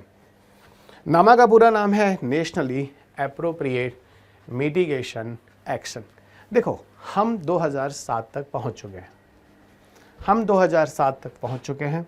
UNFCCC की COP 13वां कन्वेंशन मीटिंग होने जा रही है, ठीक है। और यहाँ पर नामा को अपनाने की बात हो रही है। नामा का क्या मतलब होता है? नेशनली एप्रोप्रिएट मिटिगेशन एक्शन, मतलब राष्ट्र द्वारा एक सही तरीका, एप्रोप्रिएट मतलब नेशनली मतलब राष्ट्र द्वारा, एप्रोप्रिएट मतलब एक सही तरीका, मिटिगेशन मतलब कम करने के लिए अपनाना होगा ऐसा कोई एक्शन प्लान लाना। यानी हर राष्ट्र अपना ही बता दे कि आप किस हिसाब से ग्रीन हाउस गैस एमिशन को कम करेंगे। क्यों? क्योंकि जब संयुक्त रूप से हर किसी को क्योटो प्रोटोकॉल के अंदर जो कॉन्फ्रेंस या कन्वेंशन हो रहे हैं, जब उनमें किसी से कुछ कहा जा रहा है तो लोग कुछ करने के लिए तैयार ही नहीं, अपने अपने तरीके से चल रहे हैं। तो ऐसा हुआ, क्यों ना आप लोग खुद ही डिसाइड कर दो कि आप लोग क्या करना चाहते हो। यही मोटिव है नामा का, ठीक है। लेकिन एक बात बता दूं, नामा कभी भी फोर्स में आया ही नहीं। नामा लाया गया शुरुआत में, इसको लाने की बात कही गई, लेकिन नामा कभी फोर्स में आया ही नहीं।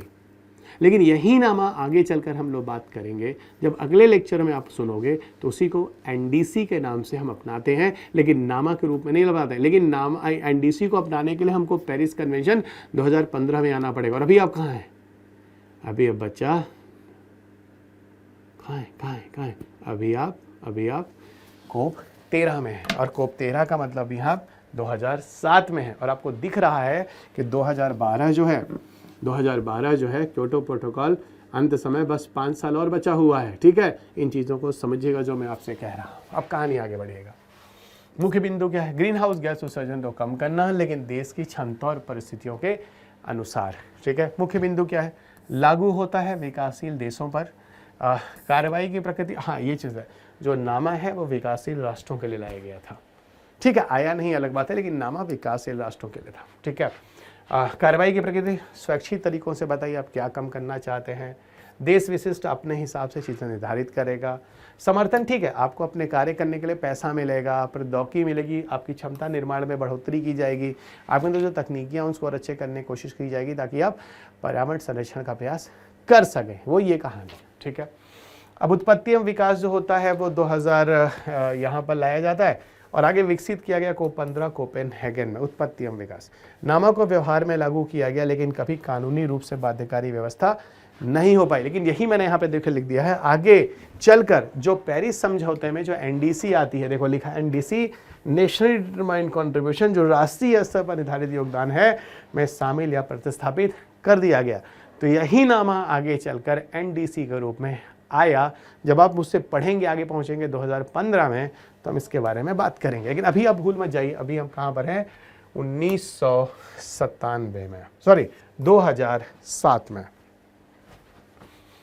मेरे ख्याल से आपको चीज़ें समझ में आ रही हो। नामा के प्रकार पर हमें नहीं जाना, एक पक्षीय, समर्थित और क्रेडिट आधारित, उसको छोड़ते, इसकी ज़रूरत यहाँ पर नहीं है। और ऐसे भी नामा आया नहीं तो नामा को इतना ज़्यादा डिटेल में पढ़ने की आवश्यकता है। अब इसी बीच में एक न्यूज़ आता है, COP 16 2010, फिर बता दूं 2012 क्योटो प्रोटोकॉल के एक्सपायर होने का समय आ चुका है। क्योटो प्रोटोकॉल के एक्सपायर होने का समय आ चुका है। क्या होता है COP 16 2010 में, जो कि कानकुन सम्मेलन है। कानकुन में एग्रीमेंट है, कानकुन में समझौता होता है। कानकुन जो होता है 2010 में होता है, कैनकुन मैक्सिको में एक जगह है। परिणाम ये होता है कैनकुन समझौते को अपनाया जाता है। इसका जो मुख्य परिणाम है वो क्या है? कैनकुन ने CBDR RC सिद्धांत की पुनः पुष्टि की। CBDR का मतलब है सबको मिलजुल कर प्रयास करना है, कॉमन बट डिफरेंशियल रिस्पॉन्सिबिलिटी, जो मैंने बहुत बार बोला है। इसे विकसित और विकासशील देशों के बीच अंतर को समाप्त नहीं किया है ना, मतलब अभी भी जो विकसित और विकासशील राष्ट्र हैं रह गए, दोनों समूहों का सहयोगात्मक ढांचों में लाया जाए। सबसे बड़ी इम्पॉर्टेंट चीज़ जो कानकुन समझौते में होती है वो होता है GCF फंड। GCF फंड जैसे हम कहते हैं green climate fund. Green climate fund एक ऐसा फंड है जिसकी चर्चा फ़िलहाल पीछे से हो रही थी, लेकिन उसको स्ट्रक्चर रूप जो भी है वो कानकुन समझौते से मिला, और ये कह सकते हैं कानकुन समझौते में ही ग्रीन क्लाइमेट फंड को अपनाया गया। देखो ध्यान रखना, अगर आपको पर्यावरण को संरक्षित करना है तो क्या चाहिए? पैसा। तो पैसा बनाने के लिए, पैसा एकत्रित करने के लिए, खास तौर से क्योटो प्रोटोकॉल के मकसद को पूरा करने के लिए, हरित गृह गैस को कम करने के लिए, क्योटो प्रोटोकॉल के मकसद को पूरा करने के लिए, हरित गृह गैस को कम करने के लिए, ठीक है, ग्रीन क्लाइमेट फंड को अपनाया गया इसी कानकुन में। और ये बोला गया कि 2012 के बाद से 30 बिलियन US डॉलर यानी 30 अरब US डॉलर प्रति वर्ष विकसित राष्ट्र पैसे को इकट्ठा कर कर उसको विकासशील राष्ट्रों को देंगे, और विकासशील राष्ट्र 30 अरब US डॉलर का उपयोग अपने देश में पर्यावरण के संरक्षण के लिए खर्च करेगा। और वही पैसा 2020 से, मतलब जो 2020 ख़त्म हो रहा होगा, 2020 से इसको बढ़ाकर 100 बिलियन यानी 100 अरब US डॉलर कर दिया जाएगा। ये बात 2010 में बोली जा रही है। ये मान के चलो कि मैं भी 2010 में आपके सामने खड़ा हूँ और आपसे बातें कर रहा हूँ कि 2013 से 30 अरब US डॉलर हर साल, और 2020 से ये चीज़ आगे बढ़कर 100 अरब डॉलर हर साल हो जाएगा। तो ये है ग्रीन क्लाइमेट फंड जो मैं आपको समझा रहा था। तो ग्रीन क्लाइमेट फंड, ठीक है, ग्रीन क्लाइमेट फंड की बात यहाँ होती है। प्रौद्योगिकी तंत्र के मैकेनिज्म पर बात होती है। टेक्नोलॉजी एग्जीक्यूटिव कमेटी बनेगी, क्लाइमेट टेक्नोलॉजी सेंटर नेटवर्क होंगे, कानकून अनुकूलन ढांचा, ठीक है, कानकून अनुकूलन ढांचा लाया जाएगा। 2 डिग्री सेल्सियस लक्ष्य की मान्यता रखी गई। ये 2 डिग्री सेल्सियस लक्ष्य की मान्यता क्या है, इसको समझाता हूँ। देखो, IPCC ने अपना रिपोर्ट देना शुरू कर दिया था। IPCC आपको बता चुका हूँ, जब UNEP पढ़ा रहा था, इंटर गवर्नमेंटल पैनल और क्लाइमेट चेंज, ये एक अंतर्राष्ट्रीय बॉडी है। ये UNEP और WMO ने मिलकर 1988 में लाया है। पीछे हमने UNEP में इस बारे में चर्चा की थी। और दुनिया का रिपोर्ट पब्लिश करता है, डेटा लेकर एक स्टडी करता है, उसके बेसिस पे बताता है। यहाँ कहानी ये है कि IPCC के अनुसार, ठीक है, या ये मान लो कि पूरी दुनिया का जो ग्लोबल एटमॉस्फेरिक टेम्परेचर है वो 2 डिग्री सेल्सियस के ऊपर नहीं जाना चाहिए। प्री इंडस्ट्रियलाइज पीरियड से अगर हम कंपैरिजन करें तो 21वीं सदी का टेम्परेचर 2 डिग्री सेल्सियस के ऊपर नहीं जाना चाहिए, क्योंकि अभी ऐसा आ रहा है कि 4 डिग्री सेल्सियस ऊपर जा रहा है। तो बोला रहा नहीं 4 डिग्री नहीं, उससे कम रखो, 2 डिग्री के ऊपर ना जाए, धीरे धीरे उसको 0 पहुँचा देंगे, ठीक है ना। तो वही बात यहाँ लिखी जा रही है कि उस पर यह पूरी तरह से प्रयास कर रहा है। तो कानकुन में कौन कौन सी बातें हुई? कानकुन एक तरह से बोला जाए तो एक इंस्टीट्यूशनल बैकबोन की तरह काम कर रहा है। GCF फंडिंग की बात होती है, प्रौद्योगिकी तंत्र को और ज़्यादा विकसित करना है, मतलब तकनीकी वगैरह को और ज़्यादा विकास करना है, जो अनुकूलन ढांचा है, नए तरीके हैं वो अपनाने हैं, जिससे हम पर्यावरण को सुरक्षित और संरक्षित कर सकें, ठीक है। तो GCF को ध्यान रखना, this is very very important, जो कानकुन में आता है। थोड़ा सा मैंने ग्रीन क्लाइमेट फंड को आपके पेपर में अलग से थोड़ा सा ले लिया है। 2010 में अपनाया गया UNFCCC के वित्तीय तंत्र के तहत। अगर UNFCCC के लिए पैसा चाहिए तो एक पैसे का एक सिस्टम है जो यहाँ पर डेवलप हुआ, और बिना पैसा के तो कुछ नहीं हो सकता, मैंने आपको पीछे भी बताया है। तो विकसित देशों से विकासशील देशों की ओर वित्तीय संसाधनों को प्रवाहित करने के लिए, समन यानी उत्सर्जन को कम करने के लिए, अनुकूलन जलवायु परिवर्तन के प्रभावों से निपटने के लिए। यह कैसे मदद करेगा? तो पैसे दिए जाएंगे, जलवायु संबंधी गतिविधियों के लिए उसको खर्च किया जाएगा, नीतियों में खर्च किया जाएगा, तकनीकियों में खर्च किया जाएगा। मुख्य फोकस खास तौर से जो संवेदनशील देश हैं, जैसे अल्प विकसित देश, छोटे द्वीपीय विकासशील राज्य, अफ्रीकी देश, उनको ये पहले प्रायोरिटी दे। आगे हम लोग बात करेंगे लॉस एंड डैमेज फंड वगैरह की बात भी करेंगे जब हम COP 27 में पहुँचेंगे। अब COP 27 पहुँचने के लिए आपको अगले क्लास का वेट करना होगा, ठीक है। बहुत ज़्यादा वर्नेबल कंट्रीज़ के लिए एक बना हुआ फंड है loss and damage fund, COP 27 में बना। अभी आप कहाँ हैं? अभी ये बेटा COP 16 में, और हम कहाँ बात कर रहे हैं? COP 27 में पहुँचते हैं, भी रुकिएगा, धीरे धीरे पहुँच जाएंगे, ठीक है। विकसित देशों ने प्रतिबद्धता जताई है कि वे 2020 तक प्रतिवर्ष 100 अरब अमेरिकी डॉलर जुटाएंगे। मैंने बोला था ना, 2020 से हर वर्ष 100 अरब डॉलर जुटाना शुरू करेंगे, 100 बिलियन US डॉलर, जो विकासशील राष्ट्रों को दिया जाएगा। विकासशील राष्ट्र उन पैसों की मदद से विभिन्न तरह की परियोजनाएं बनाएंगे और उससे आगे बढ़ेंगे, ठीक है। ठीक है, जलवायु वित्त लक्ष्य, ये सब चीज़ें आपको समझ में आ गई हैं। अब चलते हैं कोप 18 में। कोप 18 क्या है आप अच्छे तरीके से समझ सकते हैं। कोप 18 से यहीं पर क्योटो प्रोटोकॉल का टारगेट ईयर जो है वो समाप्त होता है। ओके, तो यहाँ पर क्योटो प्रोटोकॉल का टारगेट ईयर जो है वो समाप्त होता है और यहीं पर कोप 18 2012 दोहा सम्मेलन जो कि हो रहा है, यहाँ पर जो डिसीज़न लिए गए हैं इसके आगे की चर्चा हम अगली क्लास में करेंगे, क्योंकि यहीं से आपका क्योटो फेज़ 2 शुरू होने जा रहा है। इसलिए यहीं पर हम लोग रुकेंगे ताकि इस वाले लेक्चर को आप अगले वाले लेक्चर से आसानी से जोड़ सकें। याद रखिएगा, मेन ट्विस्ट तो अब शुरू होगा कि क्योटो प्रोटोकॉल यानी यूएनएफसीसी का पहला टेन्योर 2012 ख़त्म हो रहा है, तो यहाँ पर कौन सी चीज़ अपनाई जा रही है इसको हम अगले लेक्चर में डिस्कस करने वाले हैं। So thank you everyone. बाकी किसी तरह कोई डाउट नहीं होना चाहिए। आई एम वेरी श्योर बहुत ही सिंपल भाषा में आपको चीज़ें समझाने की कोशिश की हैं। किताब जब भी होगी आप उसे पढ़ेंगे आराम से, की चीज़ बहुत बढ़िया से एक्सप्लेन किया गया है। इवन PYQs के सारे वीडियो डिस्कशंस हुए हैं, इंपॉर्टेंट टॉपिक्स भी हैं। आराम से पढ़िए, मज़ा आएगा और बहुत क्वेश्चन बनने वाले हैं। और आप अपने नॉलेज को, जो चीज़ें आपको सिखाया है मैंने, चाहे वो विज्ञान तकनीकी रहा हो, पर्यावरण में रहा हो, आपने मित्रों के साथ डिस्कशन कीजिए और अपने कॉन्फिडेंस को देखिए आप किस स्तर पे पहुंच रहे हैं। और मैं चाहता हूं, ठीक है, कि अंधेर नगरी में मत बैठिए, ठीक है, थोड़ा आंख खोल कर विषय को समझ कर ज़रा देखिए और PYQ को सामने रख कर देखिए। आपको समझ में आ जाएगा कि सिलेक्शन के आप कितने करीब हैं, आपको विषय समझ आ रहा है। और इस चैप्टर से सबसे ज़्यादा प्रश्न आपके इंटरव्यूज़ में, यहाँ तक कि मेंस में भी खूब पूछे जाते हैं।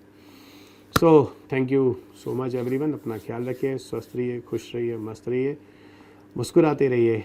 जय हिंद।